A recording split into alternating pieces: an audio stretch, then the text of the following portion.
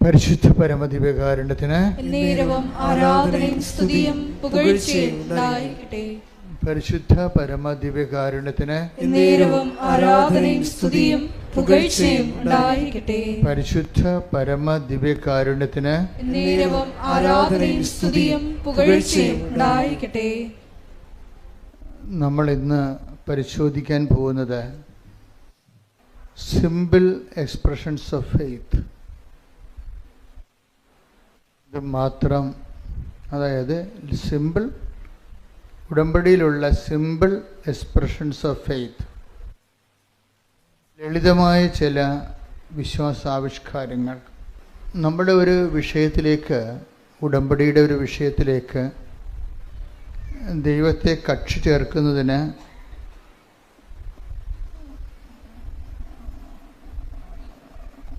സാധാരണ മനുഷ്യരുടെ ജീവിതത്തിലെ അവർക്ക് ദൈവം കൊടുക്കുന്ന ചില ലളിതമായ പരിഹാര മാർഗങ്ങളുണ്ട്. ഞാൻ ഈ ദിവസങ്ങളിൽ കേട്ടൊരു സാക്ഷ്യത്തിൽ നിന്നാണ് എനിക്കത് മനസ്സിലായത് കൂടുതൽ. അതായത് ഈ ദിവസങ്ങളിലെ സാക്ഷ്യങ്ങൾ ലളിതമായ സാക്ഷ്യമാണ്. നിങ്ങൾക്ക് ചിലർക്ക് അതത്ര വലിയ സാക്ഷ്യമാണെന്ന് തോന്നത്തില്ല, പക്ഷെ വലിയ സാക്ഷ്യമാണത് കേൾക്കുമ്പോൾ. അതായത് ഒരു വ്യക്തിക്ക് അറബി രാജ്യത്ത് ജോലി നഷ്ടപ്പെടുന്നതാണ്. അപ്പോൾ ജോലി നഷ്ടപ്പെട്ട് കഴിഞ്ഞാൽ നിങ്ങൾക്കറിയാമല്ലോ, ഭൗതികമായി നമ്മളെല്ലാം ആശ്രയിച്ചിരിക്കുന്നത് ജോലിയിലാണ്. വരുമാന മാർഗം തീർന്ന് അതിൻ്റെ ഒപ്പം പല കാര്യങ്ങളും തീരും. അപ്പോൾ അത്ര നിസ്സാരമല്ല ജോലി എന്ന് പറയണത്. ഉടമ്പടിയിൽ ജോലി ഒരു പ്രധാനപ്പെട്ട സബ്ജക്റ്റാണ്. മനുഷ്യൻ്റെ എല്ലാ വിഷയങ്ങളും, ജീവിത പ്രാരാബ്ധങ്ങൾ ഒക്കെ ഉടമ്പടി വളരെ സുന്ദരമായിട്ട് കൈകാര്യം ചെയ്യുന്നത് കാണാം.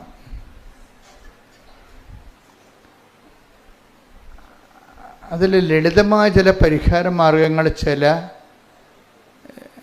സാധാരണ മനുഷ്യരിൽ നിന്നുണ്ടാകുമ്പോൾ അതിൻ്റെ സ്ക്രിപ്ചറൽ സ്പേസ് സുവിശേഷവിഹിതമായി അതിൻ്റെ സ്ഥാനം എവിടെയാണ് എന്ന് പരിശോധിച്ചിട്ട് നിങ്ങൾക്ക് കൂടി, അവർക്ക് മാത്രമല്ല അവർ നേടിയെടുത്ത അതേ അനുഗ്രഹം നിങ്ങൾക്ക് നേടിയെടുക്കാൻ വേണ്ടി ആണ് ഞാനത് സാക്ഷ്യത്തെ ജനറലൈസ് ചെയ്യുന്നത്.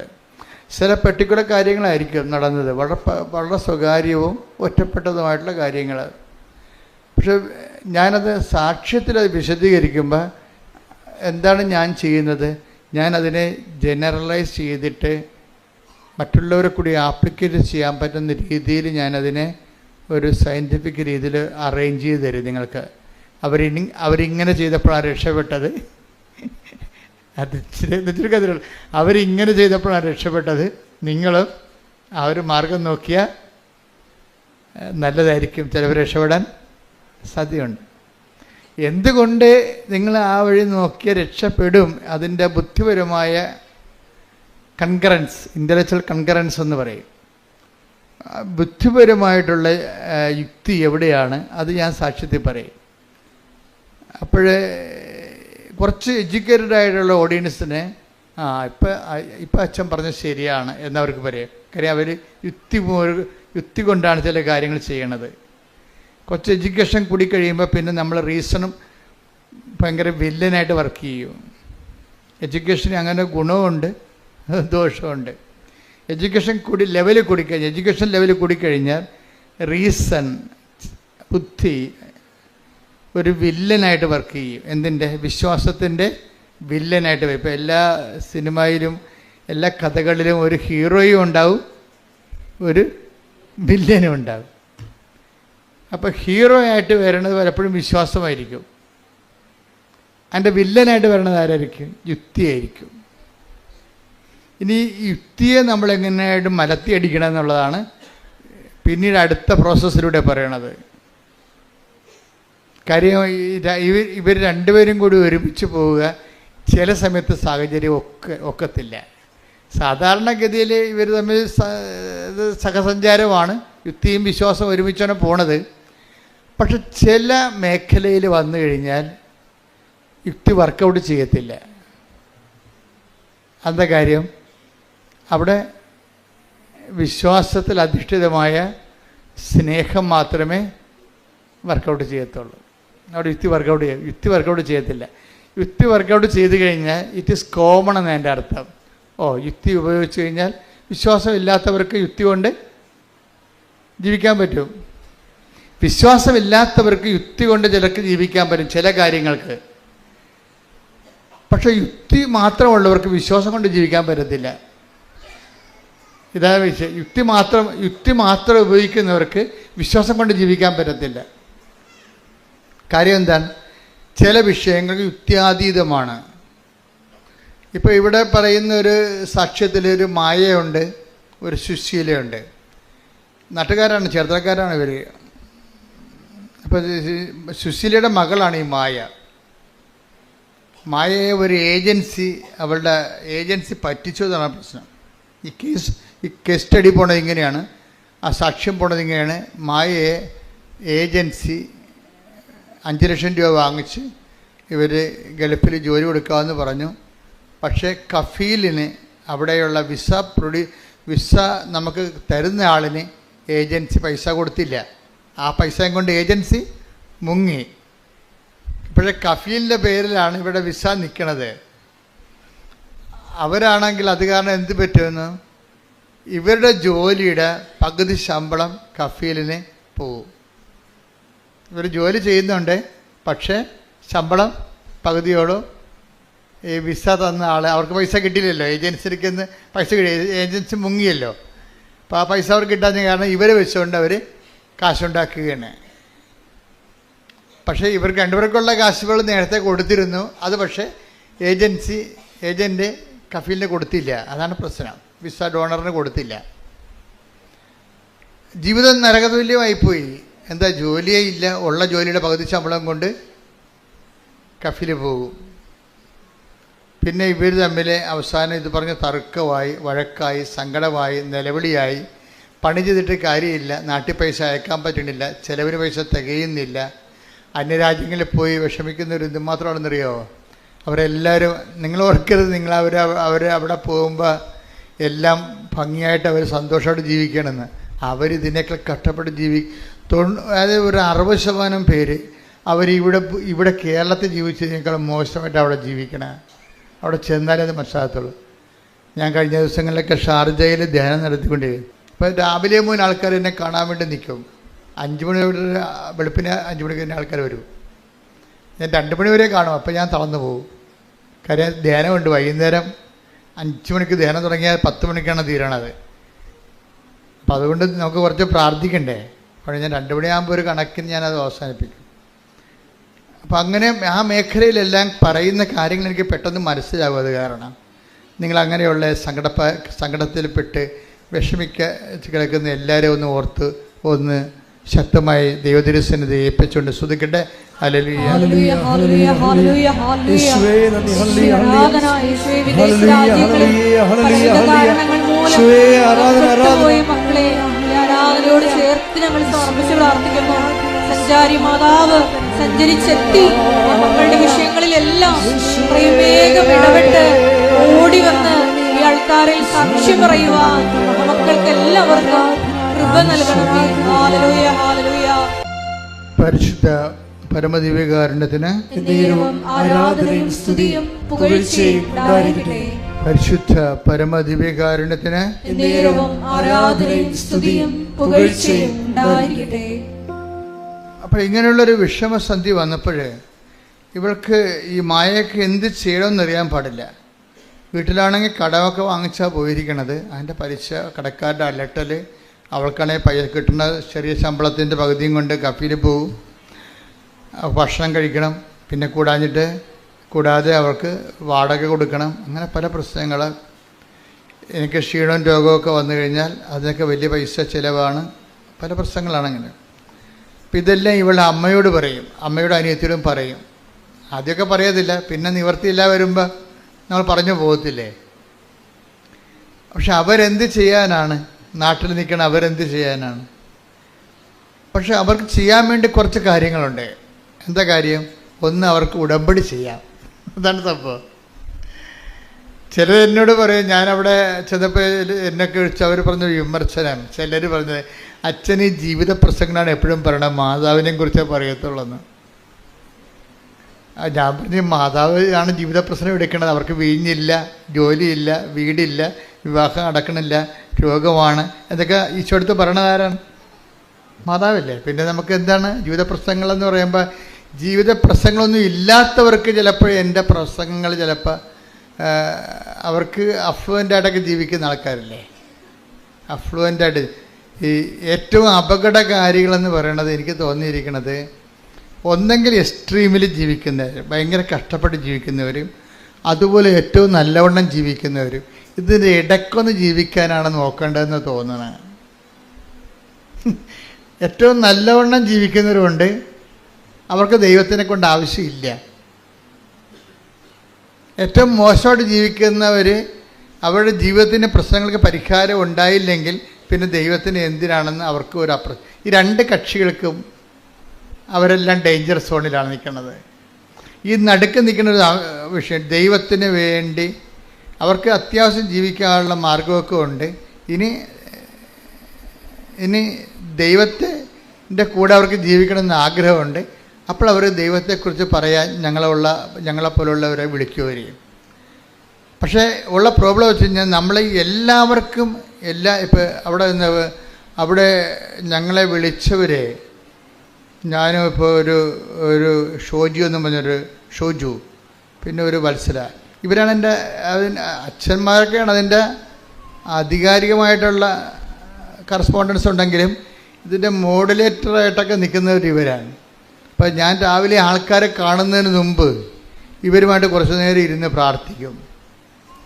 കുറച്ച് നേരം ഇരുന്ന് അങ്ങനെ പ്രാർത്ഥിച്ചതിന് ശേഷം ധ്യാനത്തിൽ ഈശോ എന്താണ് ഇപ്പോൾ ചെയ്തുകൊണ്ടിരിക്കുന്നത്, ഇതിൻ്റെ സ്റ്റാറ്റസ് എന്താണ്, ഇതിൻ്റെ സ്റ്റാറ്റസ് എന്താണെന്ന് നോക്കാൻ, സ്ഥിതി എന്താണ്, ധ്യാനത്തിൻ്റെ സ്ഥിതി, ഇത് ധ്യാനം നന്നായിട്ട് വേണം പോകുന്നത്, അതോ ധ്യാനത്തിൻ്റെ അകത്ത് വല്ലതും കറക്ഷനുണ്ടോ, കർത്താവിന് എന്തെങ്കിലും കാര്യങ്ങൾ ഇതിൻ്റെ അകത്ത് കൂട്ടിച്ചേർക്കാനോ അത് കറക്റ്റ് ചെയ്യാനോ ഉണ്ടോ എന്നറിയാൻ വേണ്ടി ഞാൻ എപ്പോഴും അപ്പോഴും മാത്രമല്ല, ഞാൻ എപ്പോഴും ഇങ്ങനെ ഒരുവിധം പ്രാർത്ഥിക്കാൻ ദൗത്യമുള്ളവർ, ഈ ദൗത്യമുള്ളവർക്കുള്ള പ്രശ്നം എന്താണെന്നറിയാമോ? ദൗത്യമുള്ളവർക്ക് കൃപയുണ്ടാകും. അതുകൊണ്ട് ഞാൻ ദൗത്യമുള്ളവർ, ചുമ്മാ പ്രാർത്ഥന മാത്രമുള്ളവർ ഞാൻ അക്സെപ്റ്റ് ചെയ്യത്തില്ല. കാര്യം കൃപ, അത് പ്രാർത്ഥന മാത്രമുള്ളവർക്ക് അനുഗ്രഹം ഉണ്ടാവും, പക്ഷേ ദൗത്യമുള്ളവർക്ക് കൃപയുണ്ടാവും. അതുകൊണ്ടാണ് ഈ പൗരസ്ത്യ ഇപ്പോൾ ഒന്ന് കോറിന്തോസ് 15 എടുത്ത്, മോനെ 15:10 എടുത്ത്, 1 കോറിന്തോസ് 15:10. 1 കോറിന്തോസ് 15:10. ഞാൻ എന്തായിരിക്കുന്നുവോ അത് ദൈവകൃപയാലാണ്. എൻ്റെ മേൽ ദൈവം ചൊരിഞ്ഞ കൃപ നിഷ്ഫലമായി പോയിട്ടില്ല. നേരെ മറിച്ച് മറ്റെല്ലാവരെയുംക്കാൾ അധികം ഞാൻ അധ്വാനിച്ചു. എന്നാൽ ഞാനല്ല, എന്നിലുള്ള ദൈവകൃപയാണ് അധ്വാനിച്ചത്. Praise the Lord. അപ്പോൾ ഈ അധ്വാനിക്കുന്നവർക്കാണ് കൃപയുള്ളത്. അത് ഈ ഉടമ്പടിയിൽ ഇത്രയും പവറായിട്ട് കത്തിക്കാൻ കാര്യം ഇതിൻ്റെ അകത്ത് അധ്വാനമുണ്ട്. അല്ലാതെ പ്രാർത്ഥന മാത്രം, ചുണ്ടിൻ്റെ അധ്വാനം മാത്രമല്ല ഉള്ളത്. നിങ്ങൾക്ക് ആധ്യാത്മിക പാപ്പരത്വം സംഭവിക്കുന്നത് നിങ്ങൾക്ക് ചുണ്ടിൻ്റെ അധ്വാനം മാത്രം ഉണ്ടായി. കർണക്കൊന്ത 33 പ്രാവശ്യം ഇല്ലേ, വിശ്വാസ പ്രമാണം 45 പ്രാവശ്യം, ചുണ്ടിൻ്റെ അധ്വാനം മാത്രമേ ഉള്ളൂ. ഇത് അധ്വാനമായിട്ട് ദൈവം കണക്കാക്കണില്ല. ചുണ്ട് അധ്വാനിക്കാൻ തന്നിരിക്കണമല്ല, കൈയും കാലമാണ് അധ്വാനിക്കാൻ തന്നിരിക്കണേ. അപ്പം അധ്വാനിക്കുന്നവനാണ് കൃപയുള്ളത്. അതാണ് 1 കോറിന്തോസ് 15:10. ഞാൻ എന്തായിരിക്കുന്നുവോ അത് ദൈവകൃപയാലാണ്. എന്റെ മേൽ ദൈവം ചൊരിഞ്ഞ കൃപ നിഷ്ഫലമായി പോയിട്ടില്ല. നേരെ മറിച്ച് മറ്റെല്ലാവരെയും കാൾ അധികം ഞാൻ അധ്വാനിച്ചു. എന്നാൽ ഞാനല്ല, എന്നിലുള്ള ദൈവകൃപയാണ് അധ്വാനിച്ചത്. അപ്പോഴേ അധ്വാനിച്ചത് എന്താണ്? എന്നിലുള്ള ദൈവാനുഗ്രഹമല്ല, പിന്നെന്താണ്? എന്നിലുള്ള ദൈവകൃപ. ദൈവകൃപയാണ് അധ്വാനിച്ചത്. ദൈവകൃപ എന്ന് പറഞ്ഞാൽ എന്താണ്? ദൈവത്തിൻ്റെ ശക്തി. അതാണ് 2 കൊരിന്ത്യർ 12:9. എന്താണ്? ബലഹീനതയിലാണ് ദൈവത്തിൻ്റെ കാര്യം. ഈ 2 കൊരിന്ത്യർ 12:9 പറയാതെ കൃപാസനം നിലനിൽക്കത്തില്ല. കാര്യം കൃപാസനം എന്ന് പറഞ്ഞാൽ കൃപയുടെ ഇരിപ്പിടമെന്ന് എൻ്റെ അർത്ഥം അല്ലേ. അപ്പോൾ അത് പ്രൊമോട്ട് ചെയ്യണതെല്ലാം എന്താണ്? ഗ്രേസാണ് പ്രൊമോട്ട് ചെയ്യണത്. അപ്പോൾ ഗ്രേസ് എന്ന് പറഞ്ഞാൽ എന്താണ്? അത് ദൈവത്തിൻ്റെ ശക്തിയാണ്. ഈ ദൈവത്തിൻ്റെ ശക്തി ഉള്ളവർക്ക് മാത്രമേ അധ്വാനിക്കാൻ, ദൈവത്തിന് വേണ്ടി അധ്വാനിക്കാൻ പറ്റത്തുള്ളൂ. ദൈവത്തിന് വേണ്ടി അധ്വാനം എന്താണ്? കർത്താവിനെ അറിയാത്തവരെ അറിയിക്കുക, അറിഞ്ഞവരെ, അതാണ് അധ്വാനം. ദൈവത്തിന് വേണ്ടിയുള്ള അധ്വാനം അതാണ്. ദൈവത്തിന് വേണ്ടിയുള്ള അധ്വാനം ഉള്ളവരെയാണ് ഞാൻ സാധാരണ മധ്യസ്ഥ പ്രാർത്ഥനയൊക്കെ കണ്ടുപിടിക്കുന്നത്. അവർക്ക് ദൈവത്തിന് വേണ്ടി ജോലി ചെയ്യാൻ പറ്റുമോ? കർത്താവിനെ അറിയാത്തവരെ അറിയിക്കുക. അയ്യോ ഞാനെങ്കിലും പറയത്തില്ല, ഞാനെങ്ങനെ പറയും? ആൾക്കാർ വഴക്കിട്ട് അപ്പം ആൾക്കാരെ പേടിക്കുവർ. അതായത് ദൈവകൃപ ഇല്ല എന്നുണ്ടെങ്കിൽ കൃപാസനം പത്രമൊന്നും കൊടുക്കാൻ പറ്റത്തില്ല. അവരെന്ത് പറയും? അയ്യോ ആൾക്കാർ വല്ലതും പറഞ്ഞാൽ എന്ത് ചെയ്യും? ഇവരെന്തെങ്കിലും പറഞ്ഞാൽ എന്ത് ചെയ്യുമെന്ന്. അതുകൊണ്ട് അവർ ന്യൂട്രലായിട്ട് നിൽക്കും. അല്ലെങ്കിൽ എവിടെയെങ്കിലും കൊണ്ടുപോയി കൃപയില്ല എന്നുണ്ടെങ്കിൽ വല്ല കുമ്പസാരക്കൂടിൻ്റെയൊക്കെ അടുത്ത പള്ളിയിലാണ് കൊണ്ടുപോയി വെച്ച് മാറിക്കളയും. അത് കൃപയില്ലാഞ്ഞിട്ടാണ്. അവർ കൃപയില്ല, കാര്യം അധ്വാനിക്കാൻ പറ്റണില്ല അവർക്ക്. ഇപ്പോൾ ചില പറഞ്ഞാൽ ഞാൻ ഓർഫനേജിൽ പോയി, ഞാൻ ഓൾഡ് ഏജ് ഹോമിൽ പോയി, ഒരു ദിവസം അവരുടെ കൂടെ താമസിച്ചു. അവരുടെ പഴയ മുഷിഞ്ഞ ഉടുപ്പെല്ലാം ഞാൻ വാങ്ങിച്ചിട്ട് ഞാൻ വാഷിംഗ് മെഷീൻ കൊണ്ടിട്ട് കഴുകി അവർക്ക് തേച്ച് കൊടുത്തു. അവർക്ക് അല്ലെങ്കിൽ ഞാൻ ഒരു ദിവസം അവിടെ പോയി ഭക്ഷണം ഉണ്ടാക്കി കൊടുത്തു. അവർക്ക് അധ്വാനമാണ്, കർത്താവിന് വേണ്ടിയുള്ള അധ്വാനമാണ്. അതെന്തുകൊണ്ടാണ്? അത് കൃപയാണ്. അതാ 1 കൊരിന്ത്യർ 15 ഒന്ന് പ്രാർത്ഥിച്ച് ഒരു കൈ കൊടുത്ത് പ്രാർത്ഥിച്ച് കർത്താവ് ദൈവമേ, ദൈവകൃപ അങ്ങയ്ക്ക് വേണ്ടി അധ്വാനിക്കാനുള്ള ദൈവകൃപ എന്നിൽ നിറയാൻ വേണ്ടി ഞാൻ പ്രാർത്ഥിക്കുന്നു. ശ്രുതികട ഹല്ലേലൂയ, ഹല്ലേലൂയ, ഹല്ലേലൂയ, ഹല്ലേലൂയ, യേശുവേ ഹല്ലേലൂയ, ഹല്ലേലൂയ, ഹല്ലേലൂയ, മഹത്വം, മഹത്വം, ആരാധന, ആരാധന, ഹല്ലേലൂയ, ഹല്ലേലൂയ. അപ്പോൾ നിങ്ങൾക്ക് അധ്വാനിക്കാൻ തോന്നണില്ല എന്നുണ്ടെങ്കിൽ ഉടമ്പടി മുന്നോട്ട് പോകത്തില്ല. അതാണ് പ്രശ്നം. കാര്യം എന്താണ്? ഉടമ്പടി അവൻ പറയണ പോലെ ചെല്ലുകയല്ലല്ല, അവൻ പറയണ പോലെ അധ്വാനിക്കുകയാണ്. അതാണ് പ്രശ്നം. മറ്റു പ്രാർത്ഥനകളും ഉടമ്പടിയും തമ്മിലുള്ള വ്യത്യാസം അതാണ്. ഉടമ്പടി അവൻ പറയണ പോലെ ചെയ്യുകയാണ്. അപ്പം അതെല്ലാം ചൊല്ലുകയല്ല. നമ്മൾക്ക് ഈ 10, 100 കൊല്ലം 1000 കൊല്ലം ഒക്കെ ആയിട്ടും ക്രിസ്ത്യാനിറ്റിയിൽ എത്ര നിങ്ങൾ പുതിയ ധ്യാന രീതികളൊക്കെ ഉണ്ടായാലും മനുഷ്യൻ പണ്ടേ ചെണ്ടൻകോരും ശങ്കരൻ തെങ്ങ തന്നെയാണ്. ചുണ്ടിൻ്റെ അഭ്യാസം അറിയാൻ പാടുള്ളത്. അതാണ് വിഷയം. അതാണ് അതിൻ്റെ വരുന്നത്. ഉടമ്പടി എല്ലാത്തിനേക്കാൾ വ്യത്യസ്തമാക്കുന്നത്. ഇപ്പോൾ ഫാദർ ആൻ്റണി ഓക്കാമിൻ്റെ സാക്ഷ്യമില്ലേ?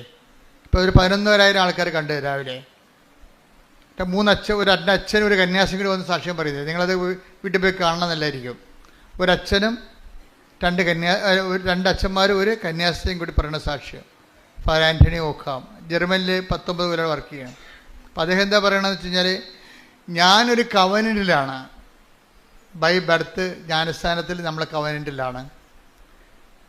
പിന്നെ ഞാൻ പട്ടം കിട്ടിയപ്പോൾ ഒരു കവനൻറ്റിലാണ്.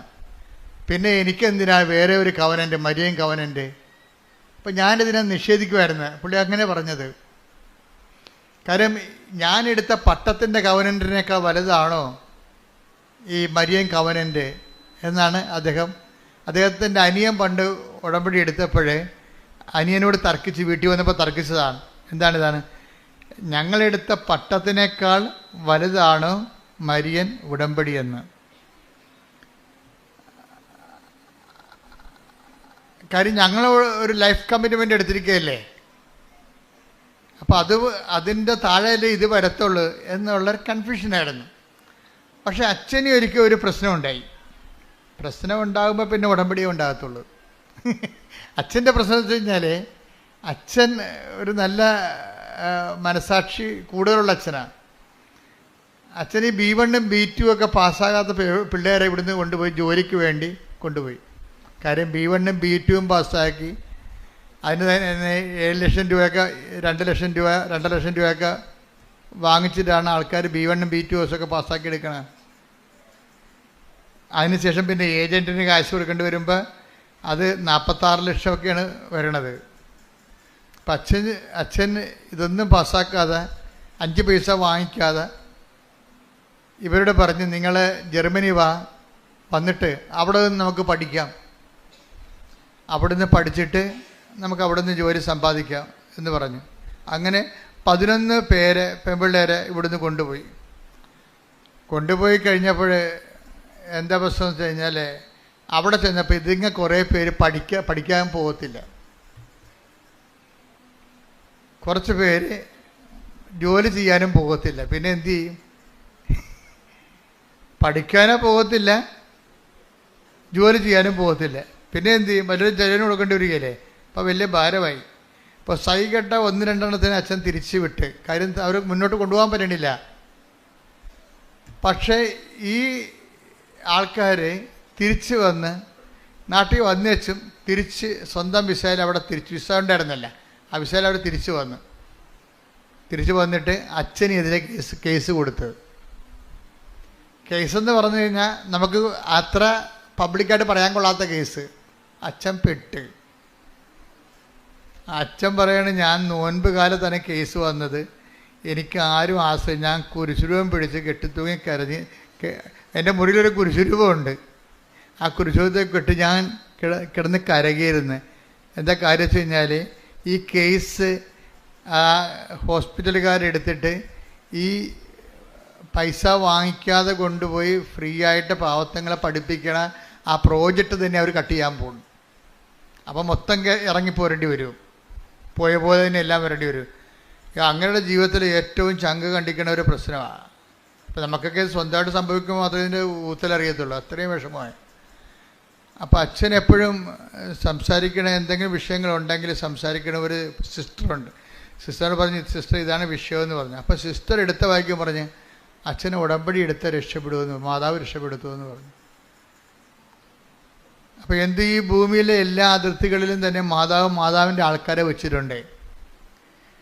കാര്യം ഇത് കൃപാസനത്തിൻ്റെയോ ഈ ധ്യാനകേന്ദ്രത്തിൻ്റെ ഒരു വിഷയമല്ല. ഇതാരുടെ വിഷയമാണ്? ഇത് ദേവപിതാവിൻ്റെ വിഷയമാണ്.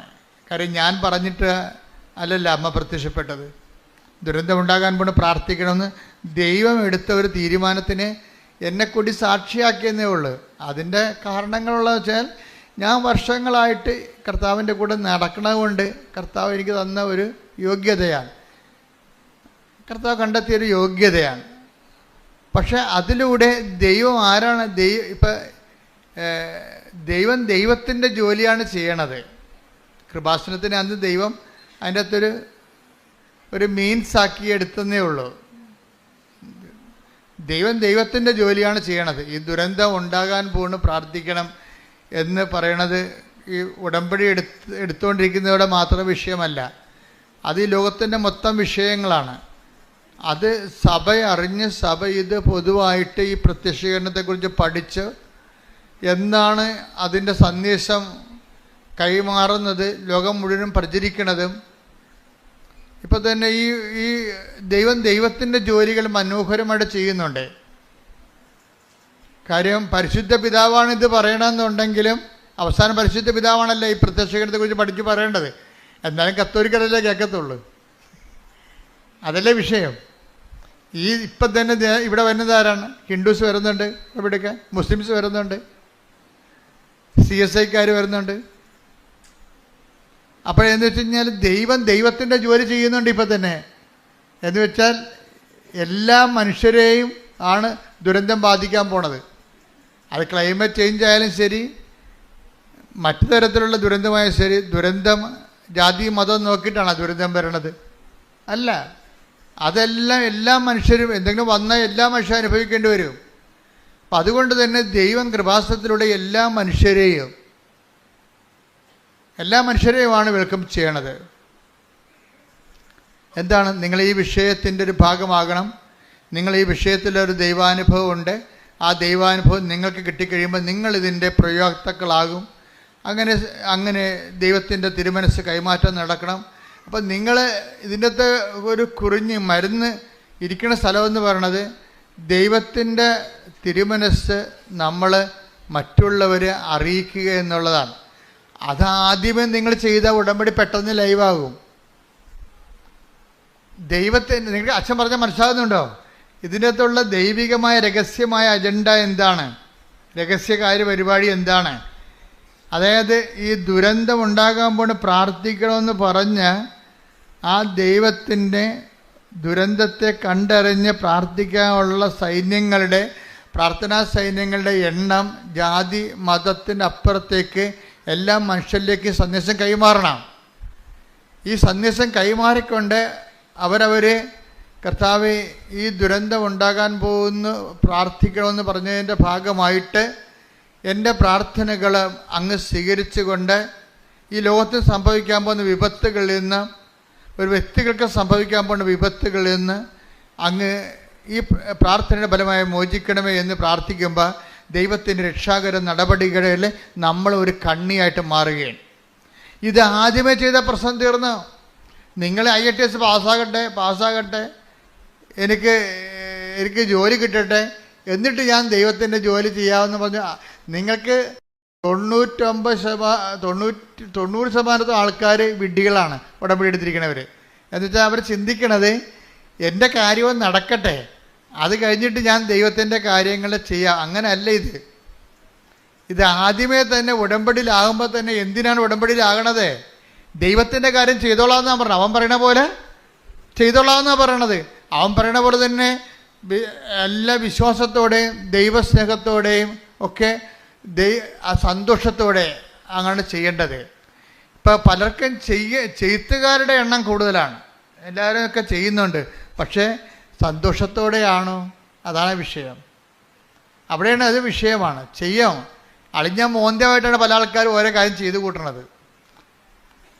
എനിക്കിത് കാണുന്നത് ദേഷ്യമാണ്. ഈ ആൾക്കാർ ചെയ്ത് കൂട്ടുന്ന കാര്യങ്ങൾ അറിയാൻ പാടില്ലാതെ ഓരോ കാര്യം ചെയ്യും.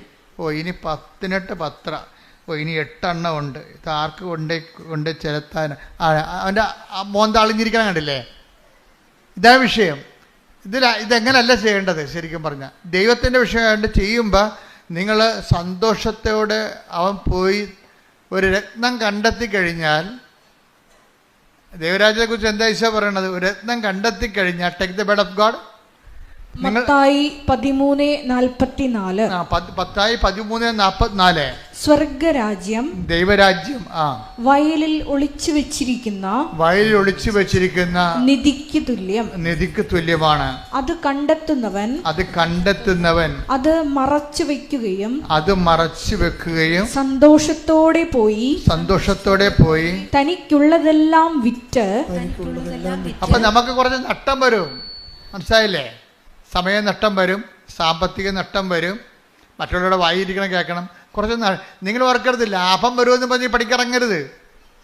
നിങ്ങൾ കർത്താവിനാണോ ഇതുവഴി നിങ്ങളെ ജോലി ചെയ്യാൻ ഉദ്ദേശിക്കുന്നുണ്ടെങ്കിൽ നഷ്ടമുള്ള കാര്യം ഉറപ്പാണ്. ആദ്യമേ എന്താ, നമ്മുടെ സമയം പോകും. നമ്മൾ ഈ വീട്ടിലില്ലാത്ത കാരണം വീട്ടിലുള്ളവന് സമയത്ത് കാപ്പി കിട്ടിയില്ലെങ്കിൽ അമ്മ എവിടെ പോയി?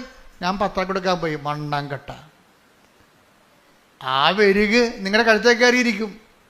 എന്താ കാര്യം? നിങ്ങൾ സമയാസമയങ്ങൾ നിന്നിട്ട് കാപ്പി അന്നത്തിൽ കൊടുത്തിട്ടില്ലേ? അങ്ങനെ പഠിപ്പിച്ച് വെച്ചിട്ടാണേ.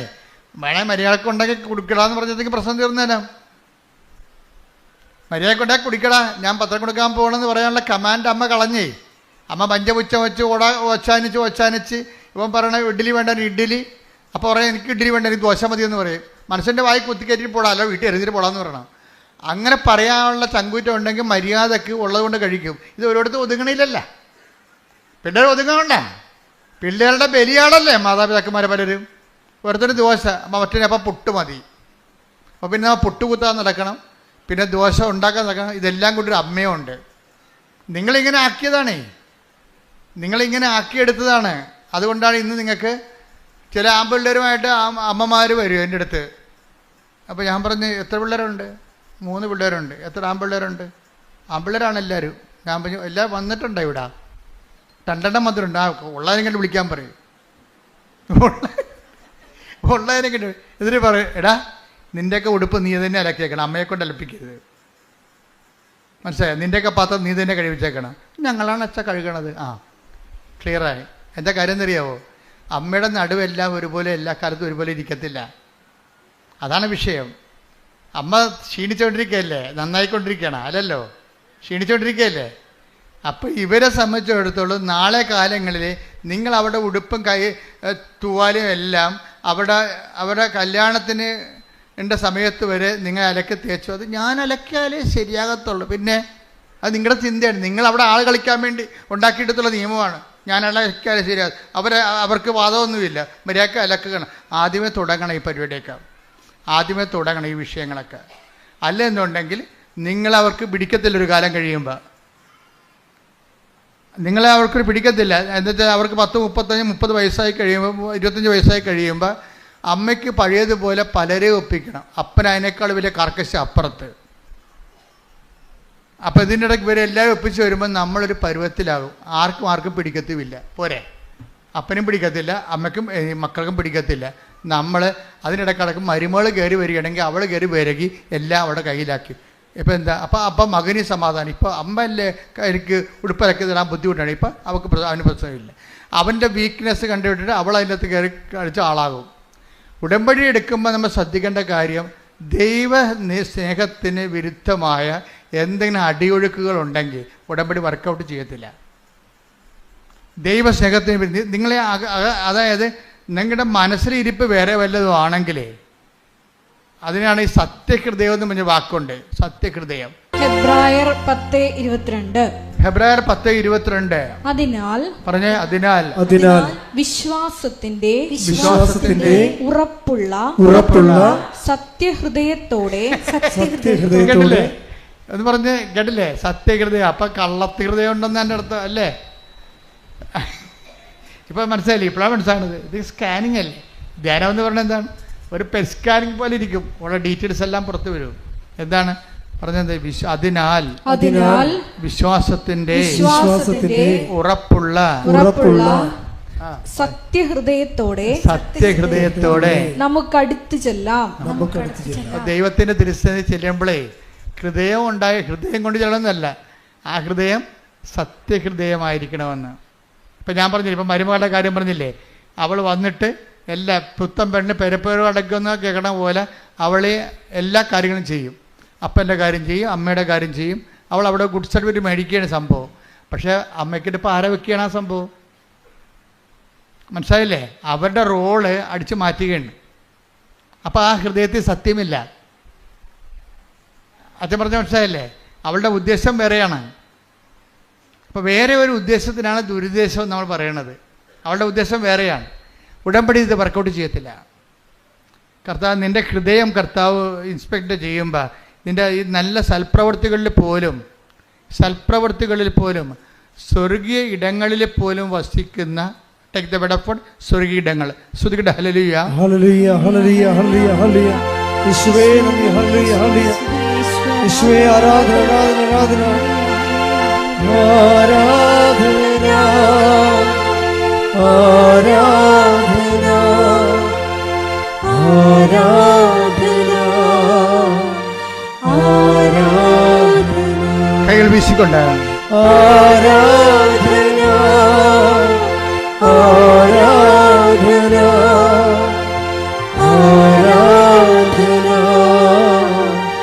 ആരാധന. എഫേസോസ് 6:12. എഫേസോസ് 6:12. എന്തെന്നാൽ നമ്മൾ മാംസത്തിനും രക്തത്തിനും എതിരായിട്ടല്ല, പ്രഭുത്വങ്ങൾക്കും ആധിപത്യങ്ങൾക്കും ഈ അന്ധകാര ലോകത്തിന്റെ അധിപന്മാർക്കും സ്വർഗീയ ഇടങ്ങളിൽ വർത്തിക്കുന്ന തിന്മയുടെ ദുരാത്മാക്കൾക്കും എതിരായിട്ടാണ് പടവെട്ടുന്നത്. അപ്പൊ ഈ സത്യത്തിന്റെ ഹൃദയവും സ്വർഗീയ ഇടങ്ങളുടെ ദുരാത്മാവും ചേർത്ത് വായിക്കേണ്ട വചനങ്ങളാണ്. നമ്മൾ സ്വർഗീയമായ സ്നേഹത്തിൻ്റെ ദൈവികമായ കാര്യമാണെന്ന് പറയുമ്പോഴും അതിൻ്റെ പിന്നിലുള്ള അടിയൊഴുക്ക് ദുരാത്മാവിൻ്റെതായിരിക്കും. കാര്യം ഉദ്ദേശം എന്താണെന്നുള്ളതാണ് പ്രശ്നം. ഒരു വിഷയത്തിൻ്റെ ഇൻറ്റൻഷൻസാണ് പ്രോബ്ലം. എന്ത് ചെയ്യുന്നു എന്നല്ല പ്രശ്നം. What spirit Leeds U. നീ ചിലപ്പോൾ ഭയങ്കര തങ്കപ്പെട്ട വർത്തമാനവും വലിയ നല്ല കാര്യമാണ് ചെയ്യണത്. പക്ഷെ അതിൻ്റെ ഇൻറ്റൻഷൻ മോശമാണെങ്കിൽ ഈ സ്വർഗീയ ഇടത്തിലെ ദുരാത്മാവായിട്ടത് വർക്കൗട്ട് ചെയ്യും. ഉടമ്പടി നിയോഗങ്ങൾക്കുണ്ടാകുന്നൊരു കുഴപ്പം അതാണ്. ഈ നിയോഗങ്ങളൊക്കെ എഴുതി വെക്കുമ്പോഴും ഇൻറ്റൻഷൻ എന്നുവെച്ചാൽ അതിൻ്റെ അത് ഉള്ളിലുള്ള നിയോഗങ്ങൾക്കുള്ളിലെ നിയോഗങ്ങളാണ് ഈ ഇൻറ്റൻഷൻ. ഇന്നർ ഇൻറ്റൻഷൻസ് അതായത് നിയോഗങ്ങൾക്കുള്ളിലെ നിയോഗങ്ങൾ. അത് മറ്റുള്ളവർക്ക് മിക്കവാറും പാരയിരിക്കും. അത് മറ്റുള്ളവർക്ക് അങ്ങനെ ഉണ്ടെങ്കിൽ നിങ്ങളത് പേറ്റി കളയണം. കാറ്റത്ത് പിടിക്കേണ്ടി വരും.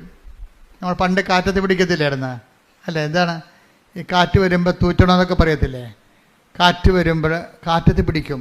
നമുക്ക് പരിശുദ്ധാത്മാവിൻ്റെ കാറ്റിലാണ് നമ്മുടെ നിയോഗങ്ങൾ ഇങ്ങനെ പിടിക്കേണ്ടത്. അപ്പോൾ എന്ത് പറ്റും?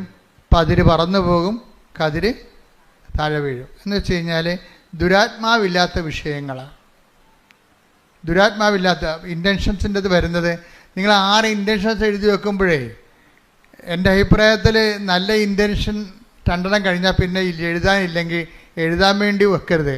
അതെല്ലാം ദൈവത്തിൻ്റെ കോളമായിട്ടിട്ടേക്കണം. പരിശുദ്ധാത്മാവെന്ന് എഴുതിയിട്ടേക്കണം. എന്താ കാര്യം? അപ്പം ദൈവത്തിനറിയാം നമുക്ക് എന്താണ് ആവശ്യമെന്നുള്ള അറിയാം. അല്ലെങ്കിൽ ഇപ്പം അവിടെ ദുരാത്മാവ് കയറി പിടിക്കും. പരിശുദ്ധാത്മാവ് നമ്മൾ എഴുതിയില്ലെങ്കിൽ ദുരാത്മാവ് കയറി പിടിക്കുക. അവിടെ അങ്ങനെ ഒരു പ്രശ്നമുണ്ട്. ആ കോളം ഒഴിച്ചിടരുത്. ഒരു കാര്യത്തിനുള്ള പ്രശ്നം വെച്ചാൽ ഇപ്പോൾ ഒരു കോളം ഒഴിച്ചു കഴിഞ്ഞാൽ നമുക്കിവിടെ 2 ഓപ്ഷനേ ഉള്ളൂ. ഒന്നെങ്കിൽ പരിശുദ്ധാത്മാവ്, ഒരു ഓപ്ഷനേ ഉള്ളൂ പരിശുദ്ധാത്മാവ്. ബ്ലാങ്ക് ഇല്ല. അതാണ് ഈശോ പറഞ്ഞത്, നിങ്ങൾ ഒരു ആളിൽ നിന്ന് പിശാചിനെ ഒഴിപ്പിച്ച് കഴിഞ്ഞാൽ അത് വിജനമായ സ്ഥലത്തേക്ക് കറങ്ങി നടക്കും. പിന്നെ തിരിച്ചു വന്ന് ഇവിടെ നോക്കുമ്പോൾ ഇത് ഒഴിഞ്ഞു കിടക്കുകയാണെങ്കിൽ അവൻ തിരിച്ചതിനകത്ത് കയറി വരും. തിരിച്ചു തന്നെക്കാൾ ദുഷ്ടരായ 7 ആത്മാക്കൾ. Take the bed of God. സ്തുതിക്കട്ടെ. ഹല്ലേലൂയ, ഹല്ലേലൂയ, ഹല്ലേലൂയ. യേശുവേ നന്ദി. ഹല്ലേലൂയ, ഹല്ലേലൂയ, ഹല്ലേലൂയ, ഹല്ലേലൂയ, ഹല്ലേലൂയ. യേശുവേ ആരാധന, ആരാധന, ആരാധന. യേശുവേ നന്ദി, നന്ദി, നന്ദി. ഹല്ലേലൂയ, ഹല്ലേലൂയ.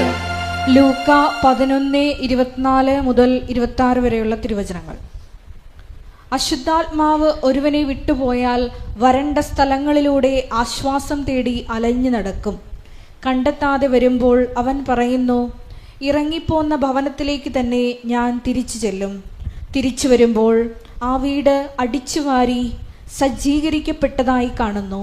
അപ്പോൾ അവൻ പോയി തന്നേക്കാൾ ദുഷ്ടരായ മറ്റ് 7 അശുദ്ധാത്മാക്കളെ കൂടി കൊണ്ടുവന്ന് അവിടെ പ്രവേശിച്ച് വാസമുറപ്പിക്കുന്നു. നമ്മളിപ്പോൾ അടിച്ചു വാരി തൂത്ത് എന്നൊക്കെ പറയത്തില്ലേ? അടിച്ചു വാരി തൂത്ത് തിന്മകളെല്ലാം. ഇപ്പോൾ കുമ്പസാരം തന്നെ നിങ്ങൾ മനസ്സാപ പ്രായശ്ചിത്തം ചൊല്ലി 3 പ്രായശ്ചിത്തമായിട്ട് ഞങ്ങൾ പ്രായശ്ചിത്തമായിട്ട് തരുന്ന പ്രായശ്ചിത്തങ്ങൾ 5 സ്വർഗ്ഗസ്ഥ 5 നന്മ പറഞ്ഞോറിയും കഴിഞ്ഞ് കുമ്പസാരം കഴിയുമ്പോൾ എന്താ ശരിക്കും സംഭവിക്കണത്? പാത്രം കഴുകി വെടിപ്പാക്കിയെന്നേ ഉള്ളൂ. അത്രേ ഉള്ളൂ. അതിൻ്റെ അകത്ത് പാത്രം കഴുകി വെടിപ്പാക്കി. ആ സ്പേസ് അവിടെ കിടക്കുകയാണ്. നമ്മൾ സൂക്ഷിച്ചില്ല എന്നുണ്ടെങ്കിൽ കൺഫെഷന് അതിൽ തന്നെ ഒരു പ്രതിരോധ ശക്തിയുണ്ട്. പക്ഷേ it is left to our intention. നമ്മളെ ശ്രദ്ധ പോലെ ഇരിക്കും. കൺഫെഷന് അതിൽ തന്നെ ഒരു ആധ്യാത്മിക പ്രതിരോധ ശക്തി ഉണ്ട്. പക്ഷെ നമ്മളത് ശ്രദ്ധിക്കുന്നില്ല എന്നുണ്ടെങ്കിൽ ഈ പാത്രം കഴുകി വെക്കണത് എന്തിനാ? കാണാൻ വേണ്ടിയാണ്. കാണാൻ വേണ്ടി കഴുകി വെക്കണവരുണ്ട്. പാത്രം കഴുകി വെക്കണത് എന്തിനാ? ഭക്ഷണം കഴിക്കാനാണ്, ഉറപ്പല്ലേ? ഇപ്പം കുമ്പസാരിക്കണത് എന്തിനാണ്? പുണ്യത്തിൽ പുരോഗമിക്കാനാണ്, ഉറപ്പല്ലേ? കർത്താവിന് വേണ്ടി അധ്വാനിക്കാൻ. അവിടെ എല്ലാം ആ സ്പേസ് എല്ലാം പരിശുദ്ധാത്മാവിൻ്റെ ആണ്. നമ്മുടെ ആധ്യാത്മികതയിൽ നമുക്ക് വരുന്നൊരു പ്രശ്നമെന്ന് പറയണത്, നമുക്ക് 2 ഓപ്ഷൻ ഇല്ല. പരിശുദ്ധാത്മാവ് ഇല്ല എന്നുണ്ടെങ്കിൽ പരിശുദ്ധാത്മാവ് ഇല്ലാത്തൊരവസ്ഥ. ഇപ്പോൾ ഇന്ത്യൻ ഫിലോസഫിയിലൊക്കെ തൂരിയ സ്റ്റേജുണ്ട്. ടാബ്ല റാസ എന്ന് ഗ്രീക്ക് പറയണ പോലെ ഇന്ത്യയിലെ തൂരിയ സ്റ്റേജ്. ഇപ്പോൾ ഒരു എന്താണ്, ഒരു നോൺ ആബ്സെൻറ്റ്, ആ ഒരു ആബ്സെൻറ്റ് പ്ലേസ്, നിർവ്വാണത്തിൻ്റെ തന്നെ ഒരു ഘട്ടമാണത് തൂരിയ സ്റ്റേജ്. പക്ഷേ അതുപോലെ സ്റ്റാൻഡ്സ് ഈ ക്രിസ്ത്യൻ ഫിലോസഫിയിലില്ല, ക്രിസ്ത്യൻ തിയോളജിയിലില്ല. എന്താ കാര്യം വെച്ചാൽ, നിങ്ങൾക്ക് പരിശുദ്ധാത്മാവ് ഇല്ല എന്നുണ്ടെങ്കിൽ പിന്നെ അടുത്തത് എന്താണ്, അത് വെയ്ക്കൻ്റാണ്. വെയ്ക്കൻ്റ് ആകത്തില്ല ഒരിക്കലും. ആരാണ് വെയ്ക്കൻ്റ് ആകത്ത്? പിന്നെന്ത് ചെയ്യും? നമ്മൾ ശ്രദ്ധിച്ചില്ലെങ്കിൽ അതിനേക്കാൾ ദുരാത്മാക്കൾ പിന്നെ വന്ന് ഇതിനകത്ത് കയറും. അപ്പം നമ്മളെന്താ ചെയ്യേണ്ടത്? പരിശുദ്ധാത്മാവിനെ തന്നെ ഇൻറ്റൻഷൻ വെക്കണം. അച്ഛൻ പറഞ്ഞ മനസ്സിലായ? പരിശുദ്ധാത്മാവിനെ തന്നെ നിയോഗം വെക്കണം. ഇപ്പം നിയോഗം ഇല്ല എന്ന് വെച്ച് കഴിഞ്ഞാൽ, രണ്ട് നിയോഗം, എനിക്ക് നിയോഗം ഇല്ല എന്നുണ്ടെങ്കിൽ ബാക്കിയെല്ലാം നിയോഗം ഇല്ല എന്നല്ല, പിന്നെ വല്ലതൊക്കെ എഴുതി വെക്കുകയല്ല ചെയ്യേണ്ടത്. മറിച്ച് പരിശുദ്ധാത്മാവിനെ നിറയ്ക്കണമേ എന്ന് എഴുതി വെക്കണം. പരിശുദ്ധാത്മാവിൻ്റെ ഫലങ്ങളാൽ നിറയ്ക്കണമേ, പരിശുദ്ധാത്മാവിൻ്റെ ദാനങ്ങളാൽ നിറയ്ക്കണമേ, ക്രിസ്തുവിൻ്റെ ദൗത്യമനുസരിച്ച് ജീവിക്കാൻ എന്നെ സഹായിക്കണം. എന്തെല്ലാം എഴുതി വെക്കാൻ പറ്റും? നിങ്ങളതിൻ്റെ അകത്ത് മുഴുവനും ഇത് നിങ്ങളുടെ ഇപ്പം ഞാൻ കഴിഞ്ഞ ദിവസങ്ങളൊക്കെ ആൾക്കാരെ കാണുമ്പോഴേ അവർ പറയും, അച്ഛാ മകൾക്ക് അവിടെ ഇത് PR കിട്ടണം അച്ഛാ എന്ന് പറയും. അപ്പോൾ PR കിട്ടണം. പിന്നെ ഭർത്താവിന് കുറച്ച് രോഗവും സ്മോളിഡിയൊക്കെ ഉണ്ടച്ചാ എന്നൊക്കെ പറയും. അപ്പം അതിനൊന്നും പ്രാർത്ഥിക്കണമെന്ന് പറയും. പിന്നെയും സമയം കിടക്കുമ്പോൾ ഇവർ ഉടനെ പറയും, അച്ഛാ എൻ്റെ അയൽവാസിക്ക് അങ്ങനെയാണ് ഇങ്ങനെയാണ്. അപ്പം നിർത്ത്, അത് അവൻ്റെ കാര്യമില്ല, വണ്ടി വിട്ടേക്കാൻ പറയും. അപ്പോൾ എന്തെങ്കിലും ഒരു അവിടെ ഇല്ലെന്നുണ്ടെങ്കിൽ പിന്നെ വയ്യാവേരികളെല്ലാം കൂടി പറഞ്ഞു വെച്ച് ആദ്യം പറഞ്ഞ് ഡയല്യൂട്ടാക്കി കളയും. അത് ദുരാത്മാവിൻ്റെ ഒരു പ്രവർത്തനമാണ്. മറ്റുള്ളവരുടെ കാര്യം പറയണമെന്നില്ല. അങ്ങനെ അത്രയും സീരിയസ് ആണെങ്കിൽ അതായിരിക്കണം നിങ്ങൾ ആദ്യം പറയേണ്ടിയിരുന്നത്. നിങ്ങൾക്കൊന്നും പറയാനില്ലാഞ്ഞ കാരണം എന്നാൽ മറ്റുള്ളവരുടെ കൂടെ ഈ വണ്ടിയായാലും പോകുന്നുണ്ടല്ലോ, അയാളെ കൂടി കയറിയിരിക്കട്ടെ. വണ്ടിയാതരം ആലപ്പുഴക്ക് പോകുന്നുണ്ടല്ലോ, നാത്തൂൻ കൂടി കയറിയിരിക്കട്ടെ എന്ന് പറഞ്ഞ പോലെ നാട്ടുകാരുടെ പ്രശ്നം കൂടി പറഞ്ഞു വെപ്പിക്കും. അപ്പോൾ അതെല്ലാം ഫാൾസായി പോകും. അപ്പോൾ എന്താ ചെയ്യേണ്ടതെന്ന് വെച്ച് കഴിഞ്ഞാൽ, പരിശുദ്ധാത്മാവിന് പ്രാധാന്യം കൊടുത്തുകൊണ്ട് വേണം ഇത് ഡിസൈൻ ചെയ്യുക. അപ്പോൾ ദൈവത്തിനാണ് പ്രാധാന്യമെന്ന് ദൈവത്തിന് തോന്നും. അതാണ് ഈ പുതുക്കാൻ വരുമ്പോഴേ, ആദ്യകാലങ്ങളിൽ ഞാനിങ്ങനെയൊന്നും പറയത്തില്ലായിരുന്നു. എനിക്കറിയാമായിരുന്നു ഇത് തന്നെയാണ്, ഇതിലേക്കാണ് ദൈവം കൊണ്ടുപോകണമെന്ന് അറിയാമായിരുന്നു. പക്ഷേ നിങ്ങളെ ഫ്രഷ് ഹാൻഡ്സ് അല്ലേ, ഫ്രഷ് ഹാൻഡ്സിനോട് ആദ്യം പരിശുദ്ധാത്മാവിനെക്കുറിച്ച് പറഞ്ഞാലൊന്നും അവരുടെ പ്രശ്നം, അവർ തീ നിൽക്കുകയാണല്ലോ. തീ നിൽക്കുന്നവരോട് തീ കെടുത്താനുള്ള മാർഗമാണ് പറഞ്ഞു കൊടുക്കേണ്ടത് ആദ്യം. കാരണം ഞാൻ പറഞ്ഞില്ലേ, ഷോജു എന്നൊക്കെ പറഞ്ഞില്ലേ നേരത്തെ, ഇടക്കിട്ട് പോയായിരുന്നു ഷോജു വത്സല. അപ്പോൾ ഞാൻ കൗൺസിലിങ്ങിന് മുമ്പ് അവരോട് പറയും, നമുക്ക് കുറച്ച് നേരം പ്രാർത്ഥിക്കാമെന്ന് പറയും. പ്രാർത്ഥിക്കാമെന്ന് പറഞ്ഞാൽ ഞങ്ങളെ പ്രാർത്ഥിച്ചുകൊണ്ടിരിക്കുന്ന സമയത്ത് ഞാൻ അവരോട് പറഞ്ഞു, നിങ്ങളെ ഇത് സ്റ്റാറ്റസ് എന്താണെന്ന് നോക്കട്ടെ, കർത്താവ് എന്നാ പറയണമെന്ന് കേൾക്കാമല്ലോ, നിങ്ങളതിൻ്റെ ഒരു നമ്പർ പറയാൻ പറയും. അപ്പോൾ ഷോജു ഒരു 8 പറഞ്ഞു, വത്സല ഒരു 7 പറഞ്ഞു. പിന്നെ ഞാൻ ഒരു സുവിശേഷത്തിൻ്റെ പേര് പറയാൻ പറയും. അപ്പോൾ ലൂക്ക എന്ന് പറഞ്ഞു. അപ്പോൾ എനിക്ക് മനസ്സിലായി, ലൂക്ക 8-ാം അധ്യായം 7-ാം വാക്യമാണ് ഇപ്പം ധ്യാനത്തിൻ്റെ 2-ാം ദിവസത്തെ സ്റ്റാറ്റസ്. 3-ാം ദിവസം ധ്യാനം എവിടെ നിൽക്കുന്നത് എന്തുണ്ട്? മീറ്റർ റീഡിംഗ് ആണ്. എൻ്റെ മീറ്റർ റീഡിംഗ് ആണ്. എന്താണ്? ലൂക്ക 8:7. നിങ്ങൾക്ക് ഇത് സിമ്പിളാണ്. നിങ്ങൾ ദൈവത്തിനെ വിട്ട് നിൽക്കാത്തവരാണ്, ഇപ്പം ഫങ്ഷനിലായിട്ട് വന്നതല്ല, ദൈവത്തിനെ വിട്ട് നിൽക്കാത്തവരാണെങ്കിൽ തീർച്ചയായിട്ടും വചനത്തിലൂടെ നിങ്ങൾ സംസാരിക്കും, സ്വപ്നത്തിലൂടെ സംസാരിക്കും. ആ അച്ഛൻ്റെ കാര്യം പറഞ്ഞു, ആൻ്റണി ഓക്കാമച്ചൻ, ജർമ്മൻ. അങ്ങയുടെ പ്രശ്നം എന്താണെന്നറിയോ? അപ്പം അങ്ങേര് ഇങ്ങനെ പെട്ടുപോയി ആ പ്രോജക്റ്റ് ക്യാൻസലാകാൻ പോകണമെന്ന് പറഞ്ഞപ്പോൾ ഈ സിസ്റ്ററിനോട് പറഞ്ഞില്ലേ, സിസ്റ്റർ എന്താ ചെയ്യണമെന്ന് പറഞ്ഞില്ലേ? അപ്പോൾ സിസ്റ്റർ എന്താ പറഞ്ഞത്? അച്ഛൻ പോയി ഉടമ്പടി എടുക്കാൻ പറഞ്ഞില്ലേ? ഉടമ്പടി എടുത്തു കഴിഞ്ഞിട്ട് ആ ദിവസം സിസ്റ്റർ ഒരു സ്വപ്നം കണ്ട്. സിസ്റ്റർ ഈ അച്ഛൻ്റെ മേടയിൽ പോയിട്ടില്ല, അച്ഛൻ്റെ മുറികൾ കണ്ടിട്ടില്ല. പക്ഷേ സ്വപ്നത്തിൽ അമ്മ ഈ അച്ഛൻ്റെ മുറികളെല്ലാം കാണിച്ച്, അച്ഛൻ്റെ മേടകളെല്ലാം കാണിച്ച ശേഷം ഓരോ ഭൂമുഖത്തുനിന്ന് കയറി പ്രാർത്ഥനാ മുറിയിൽ നിന്ന് മറ്റേ മുറികൾ സ്റ്റഡി റൂമിലേക്കും ഡ്രോയിങ് റൂമിലേക്കും പോയിട്ട് അച്ഛൻ ഇരിക്കുന്ന സ്ഥലത്ത് ചെന്നിട്ട് മാതാവ് അച്ഛൻ്റെ തലയിൽ കൈവച്ച് പിറ്റേ ദിവസം വെളുപ്പിന് സിസ്റ്റർ സ്വപ്നം കഴിഞ്ഞപ്പോൾ സിസ്റ്റർ അച്ഛനെ വിളിച്ച് പറഞ്ഞ് ഇനിയൊരു പ്രശ്നവുമില്ല, അമ്മ അച്ഛൻ്റെ കാര്യത്തിൽ ഇടപെട്ടു, ഇതല്ലേ അച്ഛൻ്റെ വീട്, ഈ മുറിയിൽ ഇന്ന സാധനങ്ങളില്ലേ, അടുത്ത മുറിയിൽ ഇന്ന സാധനങ്ങളില്ലേ, അതിലെ കൂടി മാതാവ് കടന്നിട്ടുണ്ട്, അച്ഛൻ ഇരിക്കുന്ന സ്ഥലം ഇന്നതല്ലേ, അവിടെ വന്ന് അമ്മ അച്ഛൻ്റെ തലയിൽ കൈവച്ചിട്ടുണ്ട്, ഇനി അമ്മ ഏറ്റെടുത്തോളൂ എന്ന് പറഞ്ഞു. അമ്മ ഏറ്റെടുത്തോളൂ എന്ന് പറഞ്ഞ് ഒരാഴ്ച കഴിഞ്ഞില്ല. ആക്കുമ്പോൾ ഓഫീസിൽ നിന്ന് ഇവരുടെ പ്രോജക്റ്റ് ഓഫീസിൽ വിളിച്ചു, ഫാദർ ഞങ്ങളെ കാണാം. നേരത്തെ ഇങ്ങനെ പ്രോജക്റ്റ് ഓഫീസ് കേസിലിരിക്കുകയല്ലേ, ചിലപ്പോൾ അകത്ത് പോവും, ജയിലിൽ പോവും, അതുകൊണ്ട് ഇവർ ഒരു കൗൺസിലിങ്ങിന് പോലും ടൈം കൊടുത്തില്ലായിരുന്നു. ഇപ്പോൾ അവർ പറയണേ നിങ്ങൾ വന്ന് ഞങ്ങളെ കാണുക, നിങ്ങൾക്കെതിരെയുള്ള ആരോപണം നിലനിൽക്കണില്ലെന്ന്. അങ്ങനെ ഒരു ആരോപണം ഇല്ലെന്ന്. ഇപ്പം പെട്ടെന്നല്ലേ മാറണത്. അപ്പം അച്ഛൻ അതുകൊണ്ട് പറഞ്ഞത് എന്താ അറിയാമോ, ഞാൻ വിചാരിച്ചത് എൻ്റെ പട്ടമാണ് ഏറ്റവും വലിയ ഉടമ്പടി എന്ന്. പക്ഷേ പരിശുദ്ധ അമ്മയുടെ ഉടമ്പടി നമുക്ക് പറഞ്ഞറിയിക്കാൻ പറ്റാത്ത അച്ഛൻ്റെ സാക്ഷി നിങ്ങൾ കേൾക്കണം. കാര്യത്തെ ഒരു ജീവിത പ്രശ്നം ഉണ്ടായാൽ അച്ഛനാണെങ്കിലും ശരി ആരാണെങ്കിലും ശരി അമ്മ മാത്രമേ അഭയമുള്ളൂ. കൈയടിച്ച് ശ്രദ്ധിക്കട്ടെ. അങ്ങയുടെ അഭിഷിക്തരിലൂടെ ഉടമ്പടിയുടെ ശക്തി ലോകത്തിന് വെളിപ്പെടുത്തുന്നതിന് ഞങ്ങൾ നന്ദി പറയുന്നു. പരിശുദ്ധ പരമദിവ്യകാരുണ്യത്തിന് ആരാധനയും സ്തുതിയും പുകഴ്ചയും ഉണ്ടായിരിക്കട്ടെ.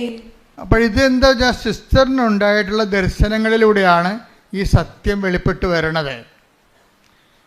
അതുകൊണ്ട് തന്നെയാണ് ഉടമ്പടിയുടെ ഒരു ടൈം കഴിഞ്ഞു കഴിഞ്ഞാൽ നമ്മൾ ഉടമ്പടി സത്യസന്ധരാണെന്നും ദൈവത്തോട് അടുപ്പമാണെന്ന് കണ്ടു കഴിഞ്ഞാൽ ദൈവം നമ്മളെ ദർശനങ്ങൾ കൊണ്ടും സ്വപ്നങ്ങൾ കൊണ്ടും ദൈവത്തിൻ്റെ സാന്നിധ്യം നമ്മളെ അറിയിച്ചുകൊണ്ടിരിക്കും. ഉടമ്പടിയാണ് സാന്നിധ്യത്തിൻ്റെ ഏറ്റവും വലിയ ഒരു ഉപാധിയല്ല, ഏറ്റവും വലിയൊരു സോഴ്സ് എന്ന് പറയണത് ഉടമ്പടിയാണ്. ഉടമ്പടിയിലൂടെയാണ് സാന്നിധ്യം, മറ്റെല്ലാ പ്രാർത്ഥനയെക്കാളും മനുഷ്യനെ സാന്നിധ്യം മനസ്സിലാക്കുന്നത്, ദൈവത്തിൻ്റെ സാന്നിധ്യം മനസ്സിലാക്കുന്നത്. അപ്പോൾ ഇതിൻ്റെ ഉടമ്പടിയുടെ സാധ്യത ഭയങ്കരമായ വലിയ സാധ്യതകളാണ്.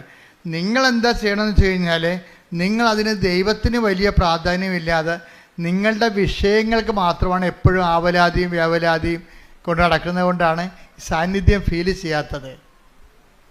മറിച്ച് ഞാൻ ഉടമ്പടി എടുത്തിരിക്കുന്നത് ദൈവത്തിന് വേണ്ടി ജീവിക്കാനാണ്. ഒന്ന് പറഞ്ഞ്, ഞാൻ ഉടമ്പടി എടുത്തിരിക്കുന്നത് ദൈവത്തിന് വേണ്ടി ജീവിക്കാനാണ്. എന്റെ കൃപയിലെ ഞാൻ നിലനിൽക്കാൻ ദൈവത്തിന് വേണ്ടി അധ്വാനിക്കുവാനുള്ള പ്രത്യേക അഭിഷേകം എനിക്ക് നൽകണമേ. ദൈവത്തെക്കുറിച്ച് നല്ലവണ്ണം ചിന്തിക്കുകയും ആലോചിക്കുകയും ആദ്യം കൊള്ളുകയും ഒക്കെ ചെയ്ത് കഴിയുമ്പോൾ ബാക്കിയുള്ള കാര്യം ഇതൊക്കെ ഇപ്പം തന്നെ ഞാൻ ആ സുശീലയുടെ കാര്യം പറഞ്ഞില്ലേ, സുശീലയുടെ കാര്യം എന്താ, സുശീലയുടെ മകളും മായയ്ക്ക് കഫീലിനിടയ്ക്ക് മർദ്ദനം. കഫീൽ എന്ത് പറ്റി, കഫീൽ ഒരു ഡ്രഗ്സ് കേസിൽ അകപ്പെട്ടു, മയക്കുമരുന്നിൻ്റെ കേസ് അകപ്പെട്ടു. അപ്പോൾ ഈ മായയും ആ ഡ്രഗ്സ് കേസിൽ പ്രതിയാക്കി അവൾ. ഓക്കെ, പണ്ടേ ശമ്പളമില്ല, ജീവിതം പോയിരിക്കുമ്പോൾ ഉണ്ട്. ഇപ്പം എന്ത് പറ്റി, ഡ്രഗ്സ് കേസ്, മയക്കുമരുന്ന് കേസിൽ ഗൾഫിൽ പ്രതി, 15 കൊല്ലം അകത്ത് കിടക്കണം. ഇവളെ ഇതുകൂടി കേട്ടപ്പോഴൊക്കെ ഭക്ഷണമായില്ല, ശമ്പളവും ഇല്ല, അവളുടെ പറ്റിക്കപ്പെട്ട് തട്ടിപ്പിലകപ്പെട്ട് പണവും നഷ്ടപ്പെട്ട് അവൾ നിൽക്കുന്ന സ്ഥലത്താണെങ്കിൽ സമാധാനം കൊടുക്കണില്ല അവൾക്ക്. ഇപ്പോഴെന്ത് ഡ്രഗ്സ് കേസിൽ പ്രതിയുമായി. ഇതെല്ലാം വിളിച്ച് അമ്മയോട് പറയും, അമ്മ ഇങ്ങനെ സംഭവിച്ച്. അനിയത്തിനെ ഫോണിൽ കിട്ടുമ്പോൾ കരയും അവൾ. അപ്പോഴ് അനിയത്തി പറഞ്ഞ്, ചേച്ചിനെ മാതാവ് രക്ഷിക്കും, ഞാൻ ഏലക്കാമാല കെട്ടുന്നുണ്ടെന്ന് പറഞ്ഞു. നമ്മുടെ കണ്ണ് നിറഞ്ഞു പോയി ഈ സാധനം കേട്ട് കഴിഞ്ഞാൽ. അവൾക്ക് വേറെ ഒന്നും ചെയ്യാൻ അറിയത്തില്ല. ചേച്ചിനെ അമ്മ രക്ഷിക്കും, ഞാൻ ഏലക്കാമാല അമ്മയ്ക്ക് വേണ്ടി കെട്ടണമുണ്ടെന്ന്. അവൾക്ക് എന്താ ചെയ്യാൻ അറിയാവുന്നത്? അവളൊരു നോൺ ക്രിസ്ത്യനാണ്. അവളുടെ ചേച്ചി ഒരു അന്യ സ്ഥലങ്ങളിൽ എലി പത്താഴത്തി വീണ പോലെ പിട്ടുകിടക്കുകയാണ്. അവൾക്ക് ദൈവതിരുസന്നിധി ദൈവത്തിനെ ഈ വിഷയത്തിൽ ഉൾപ്പെടുത്താൻ ചെയ്യാൻ അറിയാവുന്ന ആപ്പാടെ പണി എന്താ? അവളുടെ മനസ്സിൽ വന്നാൽ ഞാൻ ഏലക്കാമാല കെട്ടണമുണ്ടെന്ന്. ആ ഒരു മാല മുഴുവൻ കെട്ടിക്കൊണ്ടത് മാതാവിനിടും. എനിക്കറിയാം അതിൻ്റെ ബലം എന്താണെന്ന്. എന്താ കാര്യം? വിശ്വാസാവിഷ്കാരങ്ങളിൽ രണ്ടാമത്തതാണ് എന്താണ്? വിശ്വാസപ്രയോഗം. അതാണ് സാധനം. ഉടമ്പടിയിലില്ലേ എന്തൊക്കെയുണ്ട് വിശ്വാസത്തിൽ? പ്രാർത്ഥന, പ്രഖ്യാപനം, പിന്നെ എന്താണ്? പ്രയോഗം. അത് പ്രയോഗമാണ്. അവളുടെ അമ്മ സുശീല ചെയ്യണ പരിപാടി എന്താണെന്നറിയാമോ?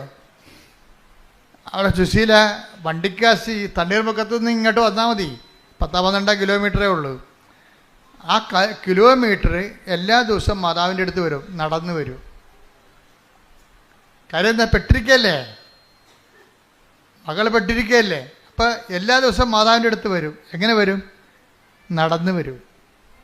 നിഷ്പാതകമായിട്ട് നടന്നു വരും. നടന്ന് വന്നിട്ടും പറയും, അമ്മേ ഞാൻ വരുന്നു, ഞാൻ പോണ്, എൻ്റെ മകളുടെ കാര്യം പറയാൻ വന്നതാണ്. അപ്പം നടന്ന് വരുമ്പോൾ ഒരു പ്രയോഗമുണ്ട് അതിൻ്റെ അകത്ത്. ഒരു പ്രഖ്യാപനമുണ്ട്, ഒരു പ്രയോഗമുണ്ട്, ഒരു പ്രാർത്ഥനയുണ്ട്. എന്താണ്? നടക്കുമ്പോൾ പ്രാർത്ഥിച്ചുകൊണ്ടാണ് നടക്കണത് തന്നെ ഒരു പ്രഖ്യാപനമാണ്. നടന്ന് വന്ന് എത്തുന്നത് ഒരു പ്രയോഗമാണ്. ഇതെല്ലാം അതിൻ്റെ അകത്തുണ്ട്. അപ്പം അതുകൊണ്ട് ദൈവത്തിന് ഇപ്പോൾ കർത്താവിൻ്റെ ഒരു വചനമുണ്ടല്ലോ, 14 എടുത്തവനെ, മർക്കോസ് 14:8. മർക്കോസ് 14:8.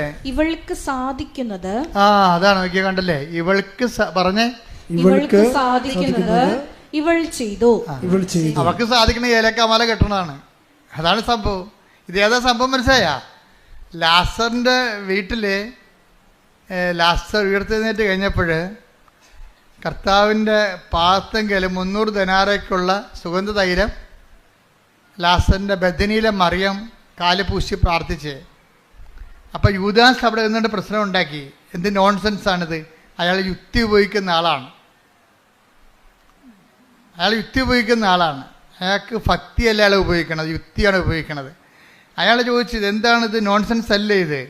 ഇതുകൊണ്ട് ആൾക്കാർക്ക് വീട് വെച്ച് കൊടുക്കാൻ പറ്റത്തില്ലെന്ന് ചോദിച്ച്. നമുക്ക് ദൈവത്തിന് നമ്മൾ കൊടുക്കുന്നത് കൊണ്ട് വീട് വെച്ച് കൊടുത്തു കഴിഞ്ഞാൽ വീട്ടിൽ കിടന്ന് പൊറുക്കാൻ പറ്റത്തില്ല നമുക്ക്. മനസ്സിലായില്ലേ? രണ്ടും രണ്ട് വിഷയമാണ്. അതെന്താ വെച്ചാൽ ദൈവത്തിന് കൊടുക്കേണ്ടത് ദൈവത്തിന് കൊടുക്കണം, സീസറിന് കൊടുക്കേണ്ടത് മനുഷ്യന് കൊടുക്കേണ്ടത് മനുഷ്യന് കൊടുക്കണം. മനുഷ്യന് കൊടുക്കേണ്ട അടുത്ത് ദൈവത്തിന് കൊടുക്കരുത്, ദൈവത്തിന് കൊടുക്കേണ്ട അടുത്ത് മനുഷ്യനെയും കൊടുക്കരുത്. അതിനെ ബാലൻസ്ഡായിട്ടാണ് ഈശോ പറഞ്ഞിരിക്കുന്നത്. അവളെ സംബന്ധിച്ചിടത്തോളം ചെയ്യണത് എന്താണ്? ഒരു ദിനാറയ്ക്ക് 300 ദിനാറ ഒരു വർഷത്തെ കൂലിയാണ്. കർത്താവിനുള്ള സ്നേഹം പ്രകടിപ്പിക്കാൻ വേണ്ടി അതിനൊരു കുപ്പി സുഗന്ധതൈലം മേടിച്ചിട്ട് കർത്താവിൻ്റെ 2 കാലിലും മുഴുവനും ഒഴിച്ചു കൊടുത്ത്, എന്നിട്ട് ആ കാല് ചുംബിച്ചു. അത് പ്രയോഗമാണ്, വിശ്വാസപ്രയോഗം. വിശ്വാസപ്രയോഗമല്ല, അവിശ്വാസം മൂത്തിട്ടുള്ള ഒരു സ്നേഹത്തിൻ്റെ ദൈവവുമായിട്ടുള്ള ബന്ധങ്ങൾ അതാണ്. അത് പ്രയോഗമാണ്. അത് ശരിക്കും പറഞ്ഞാൽ ഇതുപോലെ ഇവളത് ചെയ്ത് കഴിഞ്ഞപ്പോൾ അമ്മ നടന്ന് വന്ന്, അവളുടെ അമ്മ തണ്ണീർമുക്കത്തിൽ നടന്ന് ഇവിടെ വന്നിട്ട് പറഞ്ഞ്, എൻ്റെ മകളുടെ കാര്യം പറയാതെ തന്നെ അമ്മക്കറിയാമല്ലോ, അമ്മയെ കാണാൻ ഞാൻ നടന്നു വന്നതാണ്.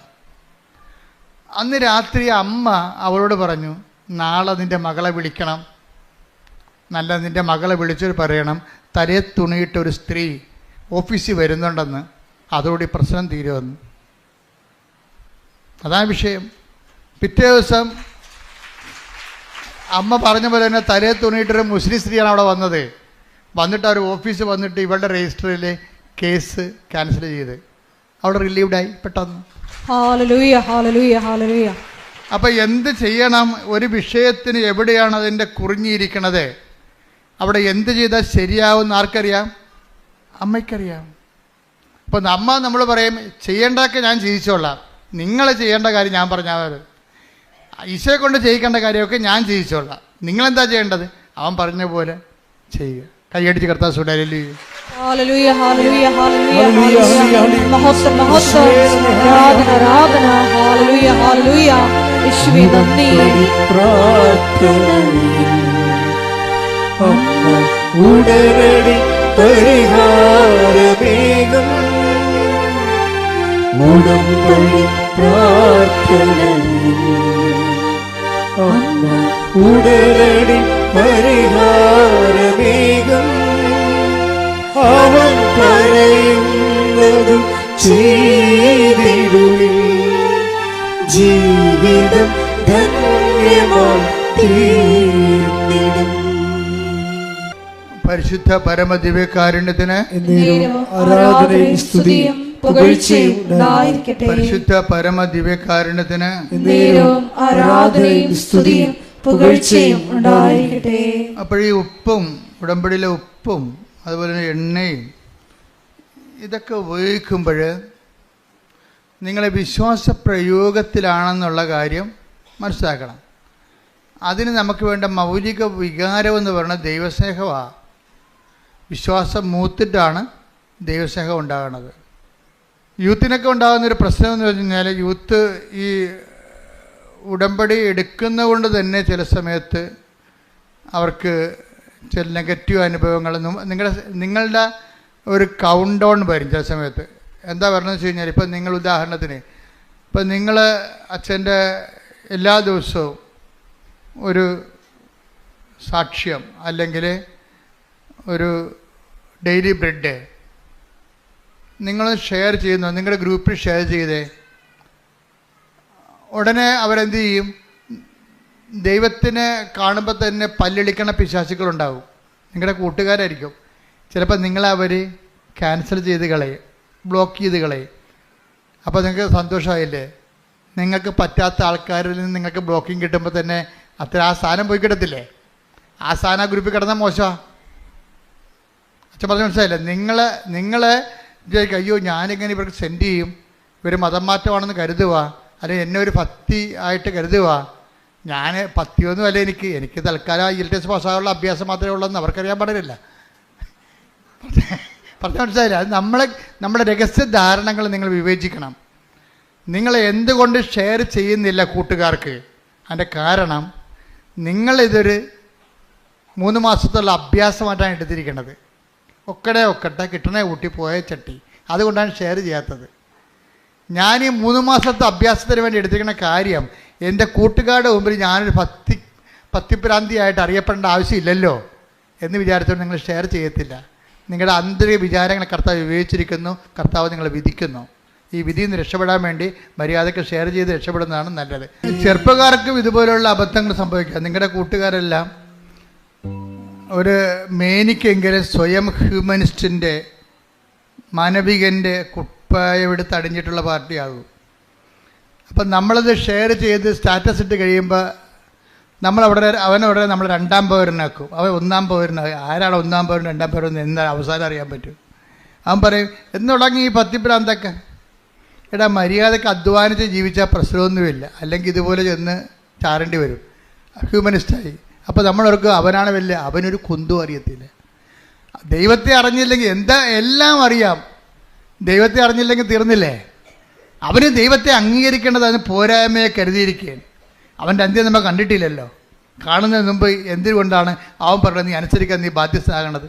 അതുകൊണ്ട് നീ നിഷ്പക്ഷമായിട്ടും നിർഭയനായിട്ടും കർത്താവിൻ്റെ സുവിശേഷത്തിൻ്റെ വക്താവായിട്ട് മാറാവുന്ന കൈ അടിച്ചുകൊണ്ട് സ്തുതിക്കട്ടെ. ഹല്ലേലൂയ, ഹല്ലേലൂയ, ഹല്ലേലൂയ, ഹല്ലേലൂയ, ഹല്ലേലൂയ.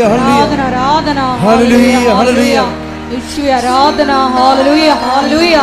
യേശുവേ ആരാധന. യേശുവേ, ഞങ്ങളുടെ ആന്തരിക വിശുദ്ധീകരണ മേഖലകൾ വെളിപ്പെടുത്തുന്നതിന് നന്ദി പറയുന്നു. നമ്മൾക്ക് ജനക്കൂട്ടത്തെ കാണുമ്പോൾ നമുക്കെന്താ തോന്നേണ്ടത്? അനുകമ്പയാണ് തോന്നുന്നുണ്ട്. എന്താണ്?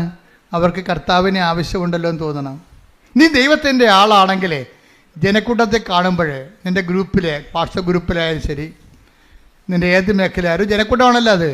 അവരെ കാണുമ്പോൾ നിങ്ങൾക്ക് എന്ത് ചെയ്യണം? അവന് അനുകമ്പ തോന്നണം. എന്താണ്? അവർക്ക് കർത്താവിനെ അറിയത്തില്ലല്ലോ. അവരെ അറിയിക്കാനുള്ള അവർ ഇടയില്ലാത്ത ആളുകളെപ്പോലല്ലേ, കർത്താവില്ലാത്ത ആൾക്കാരെ പോലല്ലേ. അപ്പം അതുകൊണ്ട് തന്നെ ജനക്കൂട്ടത്തെ കാണുമ്പോൾ ചില അണ്ണന്മാർക്ക് എന്താ തോന്നണത്?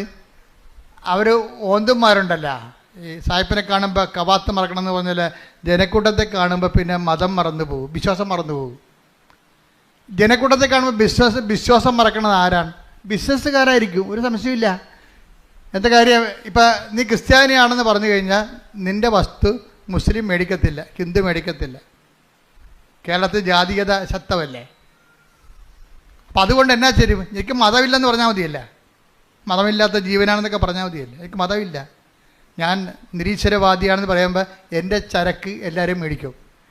അപ്പോൾ മറ്റുള്ളവർ ചരക്ക് വിറ്റഴിക്കാൻ വേണ്ടി നീ ദൈവത്തിന് ഒറ്റിക്കൊടുത്തിട്ടുണ്ടെങ്കിൽ നീ ഇന്ന് മാപ്പ് പറയണം. ഇവിടെ ഉടമ്പടിയിൽ വെച്ച്, കർത്താവേ ഇതെല്ലാം കടന്നു പോകുന്നതാണ്. കടന്നു പോകുന്നത് നീ മാത്രമാണ്. ഞാൻ നിന്നെ മറ്റുള്ളവർക്ക് വേണ്ടി ഞാൻ എൻ്റെ ഐഡൻറ്റിറ്റി വെളിപ്പെടുത്താതിരുന്നിട്ടുണ്ടെങ്കിൽ, ഐഡൻറ്റിറ്റി തള്ളി പറഞ്ഞിട്ടുണ്ടെങ്കിൽ കർത്താവേ മാപ്പ് ചോദിക്കുന്നു. ശ്രുതികട ഹല്ലേലൂയ. ഹല്ലേലൂയ, ഹല്ലേലൂയ.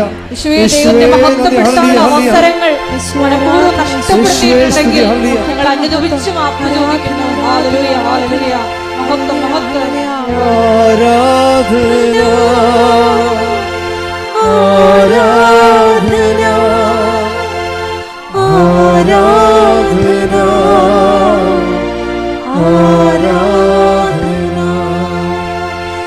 ആരാധന ആരാധന ആരാധന ആരാധന ആരാധന. നീ വിശ്വാസം, നമുക്കറിയാം വിശ്വാസത്തിൻ്റെ ആവിഷ്കാരങ്ങൾ എന്തൊക്കെയാണ്? ഒന്ന് പ്രാർത്ഥന, രണ്ടാമത്തേത് എന്താണ്? പ്രഖ്യാപനം, മൂന്നാമത്തേത് എന്താണ്? പ്രയോഗം. ഈ പ്രാർത്ഥന കഴിഞ്ഞിട്ട് ഈ പ്രഖ്യാപനം എന്ന് പറയുമ്പോൾ ഉള്ള വിഷയം വെച്ചാൽ, ഈ പ്രഖ്യാപനം ആദ്യം നടത്തേണ്ടത് എവിടെയാണെന്ന് അറിയാമോ? തെരുവീതിയിലല്ല, സ്വന്തം വീട്ടിലാണ് നടത്തേണ്ടത്. വിശ്വാസം പ്രഖ്യാപിക്കേണ്ടത് എവിടെയാണ്? ആദ്യം സ്വന്തം വീട്ടിലാണ് പ്രഖ്യാപിക്കേണ്ടത് ആദ്യം. കാര്യം വിശ്വാസത്തിനെതിരായിരിക്കും ഭർത്താവ്, അല്ലെങ്കിൽ ഭാര്യ, അല്ലെങ്കിൽ മകൻ, അല്ലെങ്കിൽ മകള്. അവളെ കേൾക്കാം, അയ്യോ അവളെ കേൾക്കാം, അവളെല്ലാം പറയും. അതുകൊണ്ട് ഞാൻ പ്രത്യക്ഷക്കാരനെ ചുണ്ടിൻ്റെ പേർക്ക് ചുണ്ടിൻ്റെ താഴെ പ്രത്യക്ഷ പ്രാർത്ഥന പിശാചുക്കളുണ്ട്. എന്താ കാര്യം? മകള് കേൾക്കും, അവൾക്ക് ഇഷ്ടപ്പെടത്തില്ലെന്ന്. അപ്പത്തേനും നിന്റെ കാര്യത്തിൽ തീരുമാനമായില്ലേ? അതാണ് ഈശോ പറഞ്ഞ 10:32 മനുഷ്യരുടെ മുമ്പിൽ ഏറ്റു പറയണമെന്ന്. അപ്പോൾ അവളെ കേട്ടാലും അവൻ കേട്ടാലും, അവന് പ്രാന്ത് കയറിയാലും പിശാച് കയറിയാലും ചാടിപ്പോയാലും നീ നിൻ്റെ വിശ്വാസം പ്രഖ്യാപിക്കണം. എവിടെയാണ്? ഒരുത്തൻ വിശ്വാസം പ്രഖ്യാപിക്കേണ്ടത് ആദ്യമായി അവൻ്റെ വീട്ടിൽ തന്നെയാണ്. ക്ലിയർ അല്ലേ? ക്ലിയർ അല്ലേ? ആ, എന്താ കാര്യം നീ ഇത് പറയാൻ കഴിയും? ജെയ്സി എന്നും പറഞ്ഞൊരു മോളെ ഈ ദിവസം സാക്ഷ്യം പറഞ്ഞു.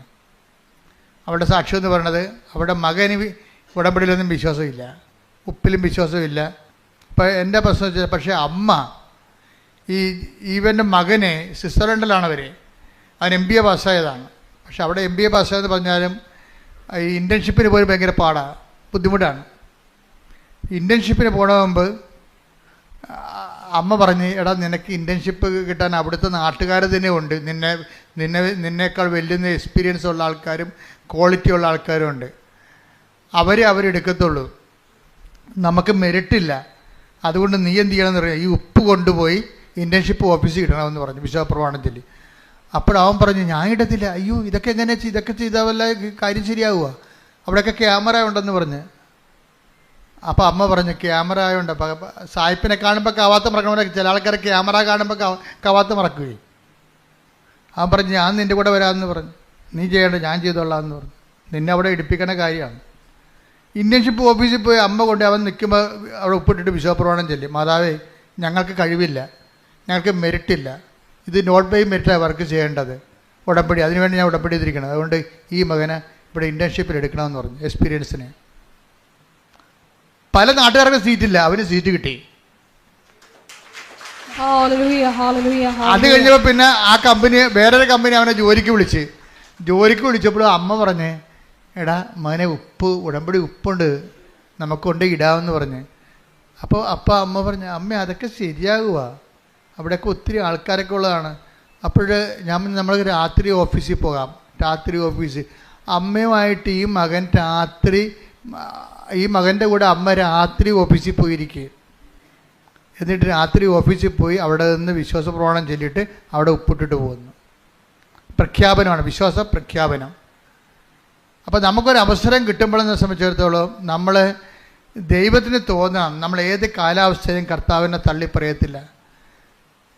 സുവിശേഷം എന്ന് പറയുന്ന വിശ്വാസം, നമ്മളെന്താ കർത്താവ് തുടങ്ങണം എങ്ങനെയാണ്? വിശ്വസിക്കുക, സുവിശേഷത്തിൽ അനുദപിക്കുക, സുവിശേഷത്തിൽ വിശ്വസിക്കുക. അപ്പോൾ വിശ്വാസം എന്ന് പറയുന്നത് ബേസിക്കായിട്ട് വേണ്ടത് സുവിശേഷത്തിലാണ്. അനുദപിക്കുക, സുവിശേഷത്തിൽ വിശ്വസിക്കുക.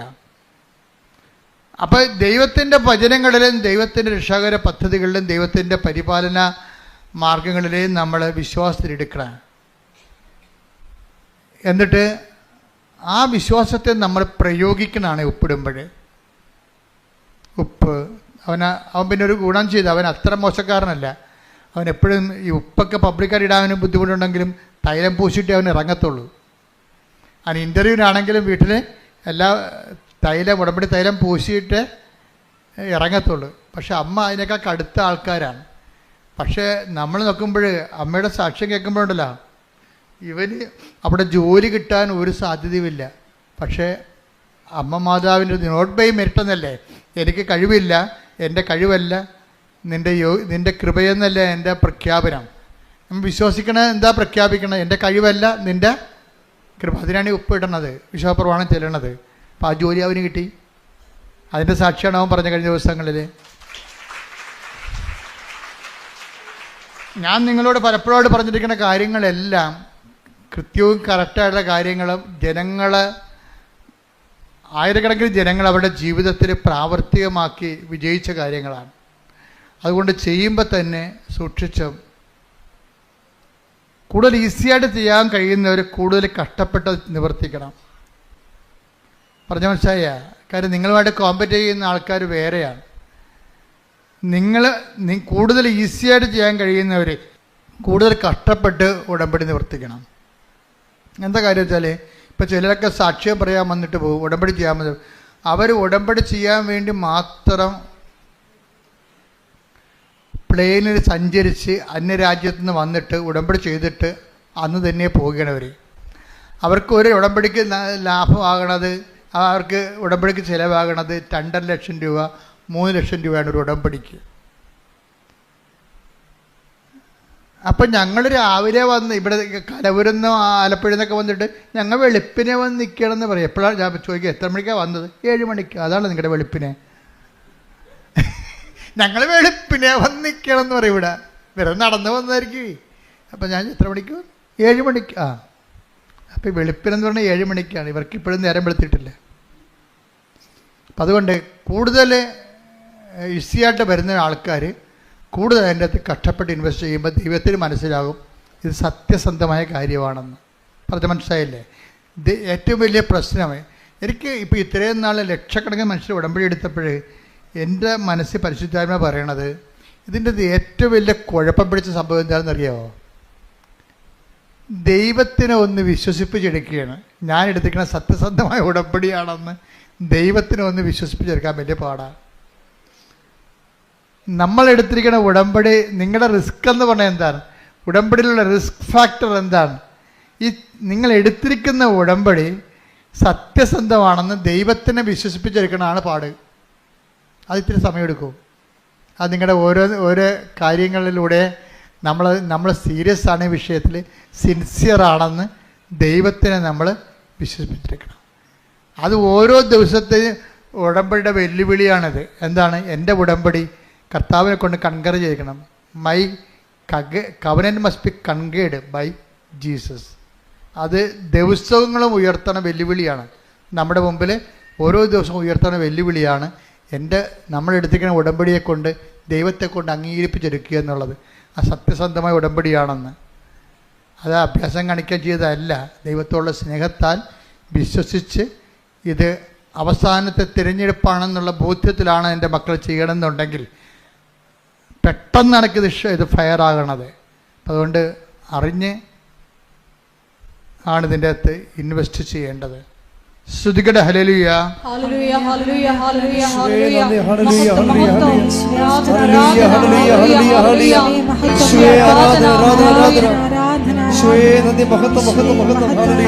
ആരാധന.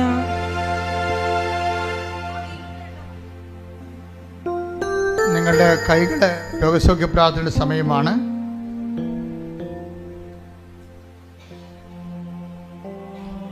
രോഗസൗഖ്യ പ്രാർത്ഥനയുടെ സമയമാണ്.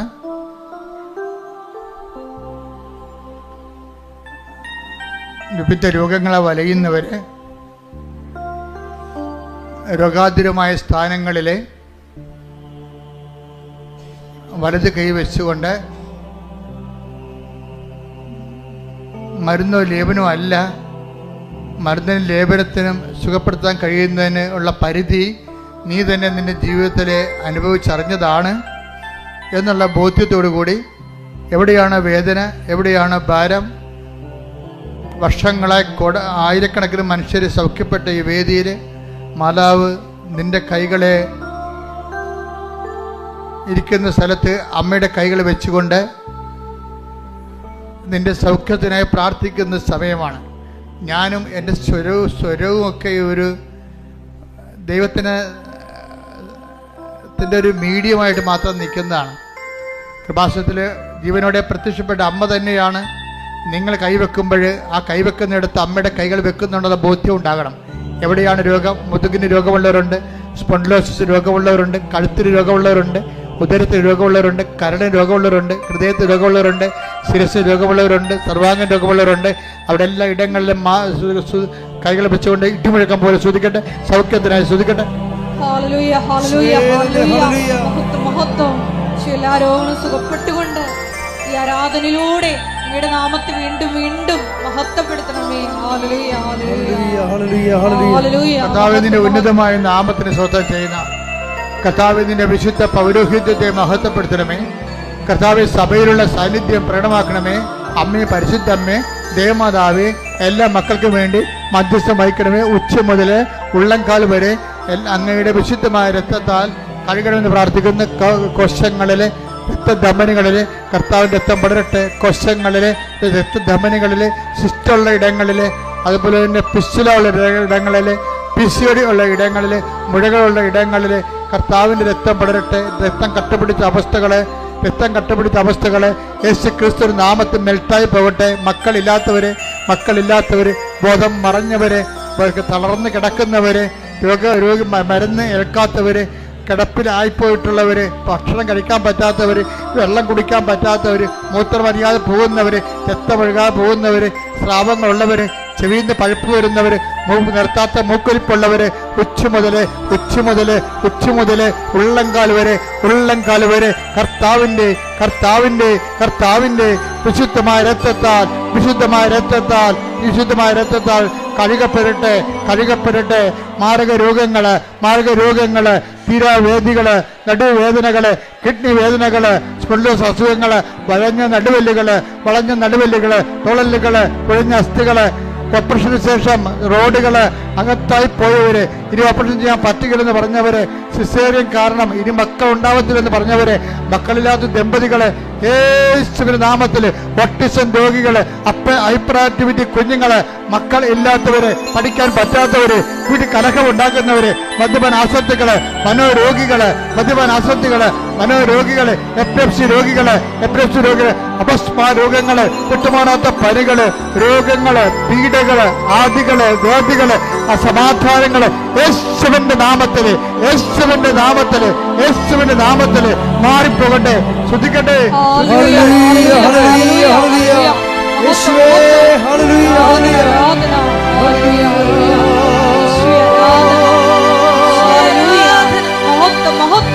പരിശുദ്ധ പരമദിവ്യകാരുണ്യത്തിന് എന്നേരവും ആരാധനയും സ്തുതിയും പുകഴ്ചയും ഉണ്ടാകട്ടെ.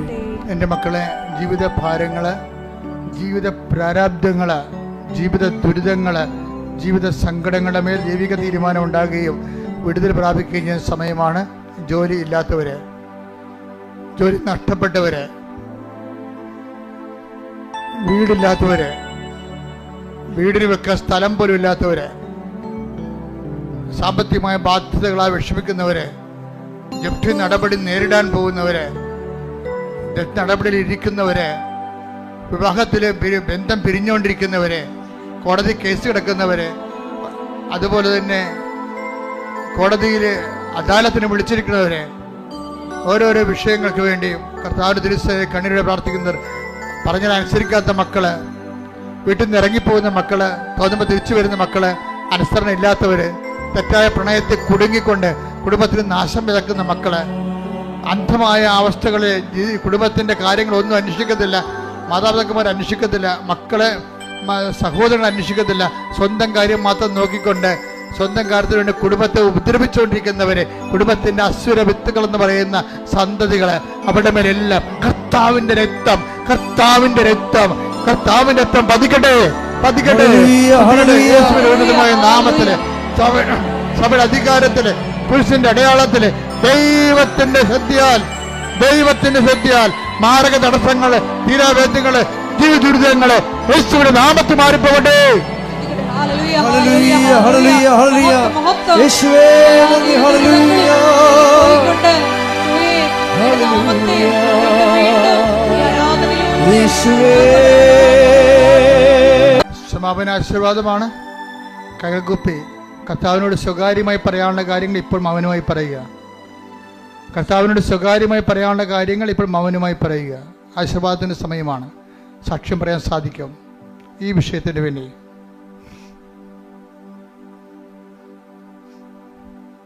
ഓൺലൈനിലുള്ളവർ ശ്രദ്ധിക്കുക. ഈ സമയം മൗനമായി പ്രാർത്ഥിക്കേണ്ട സമയമാണ്.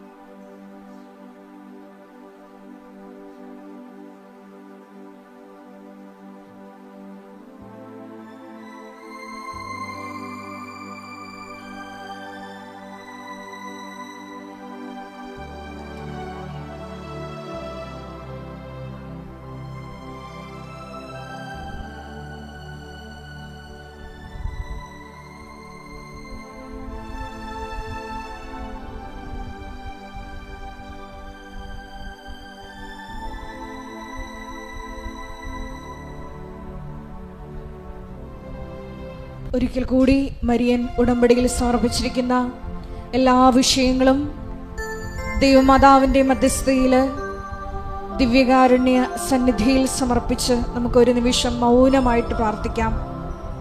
ഈശോയെ, നീ എൻ്റെ രാജ്യം സ്വന്തമാക്കുവാൻ ഞങ്ങൾക്കുള്ളതെല്ലാം സന്തോഷത്തോടെ പോയി വിറ്റ്, അഥവാ സുവിശേഷ വചന പ്രകാരം ഞങ്ങളെ തന്നെ പരിത്യജിച്ച് നീയാകുന്ന സന്തോഷത്തിലേക്ക് വരുവാൻ ഈശോയെ ആരാധനയിലൂടെ ഞങ്ങളെ അഭിഷേകം ചെയ്യണമേ എന്ന് പ്രത്യേകമായി പ്രാർത്ഥിക്കുന്നു. ഈശോയെ, സത്യഹൃദയത്തോടെ നിന്റെ കൃപയുടെ സിംഹാസനത്തെ സമീപിക്കുവാൻ, ഏറ്റവും ശുദ്ധമായ മനസ്സോടുകൂടി ഉടമ്പടിയെ പുൽകുവാൻ, ആന്തരികമായ വിശുദ്ധീകരണം ഈശോയെ ഞങ്ങളുടെ ഓരോ മേഖലകളിലും നൽകണമേ എന്ന് പ്രാർത്ഥിച്ചുകൊണ്ട് ശിരസ് നമിച്ച് നമുക്ക് ദിവ്യകാരുണ്യനാഥന്റെ ആശീർവാദം സ്വീകരിക്കാം.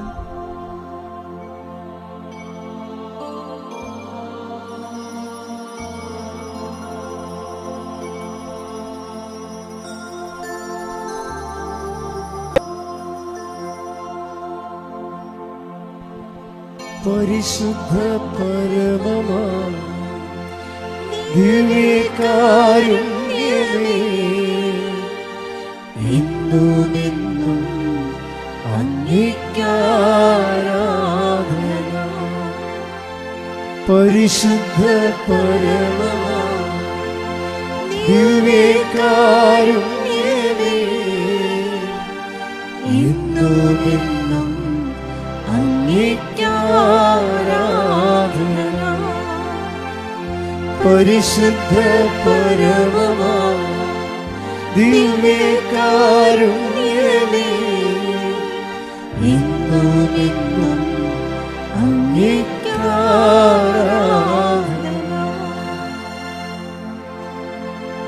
ഇടക്കിടക്ക് അച്ഛൻ ധ്യാനത്തിലൂടെ ഓരോ കാര്യങ്ങൾ ഓർപ്പിക്കുന്നത്, ഞാൻ ഓർപ്പിക്കുന്നതിനേക്കാളുപരി ആ ആഴ്ചയിൽ കർത്താവ് നമ്മളെ ഓർപ്പിച്ച കാര്യങ്ങളെയാണ് ഞാൻ നിങ്ങളോട് ഷെയർ ചെയ്യണത്.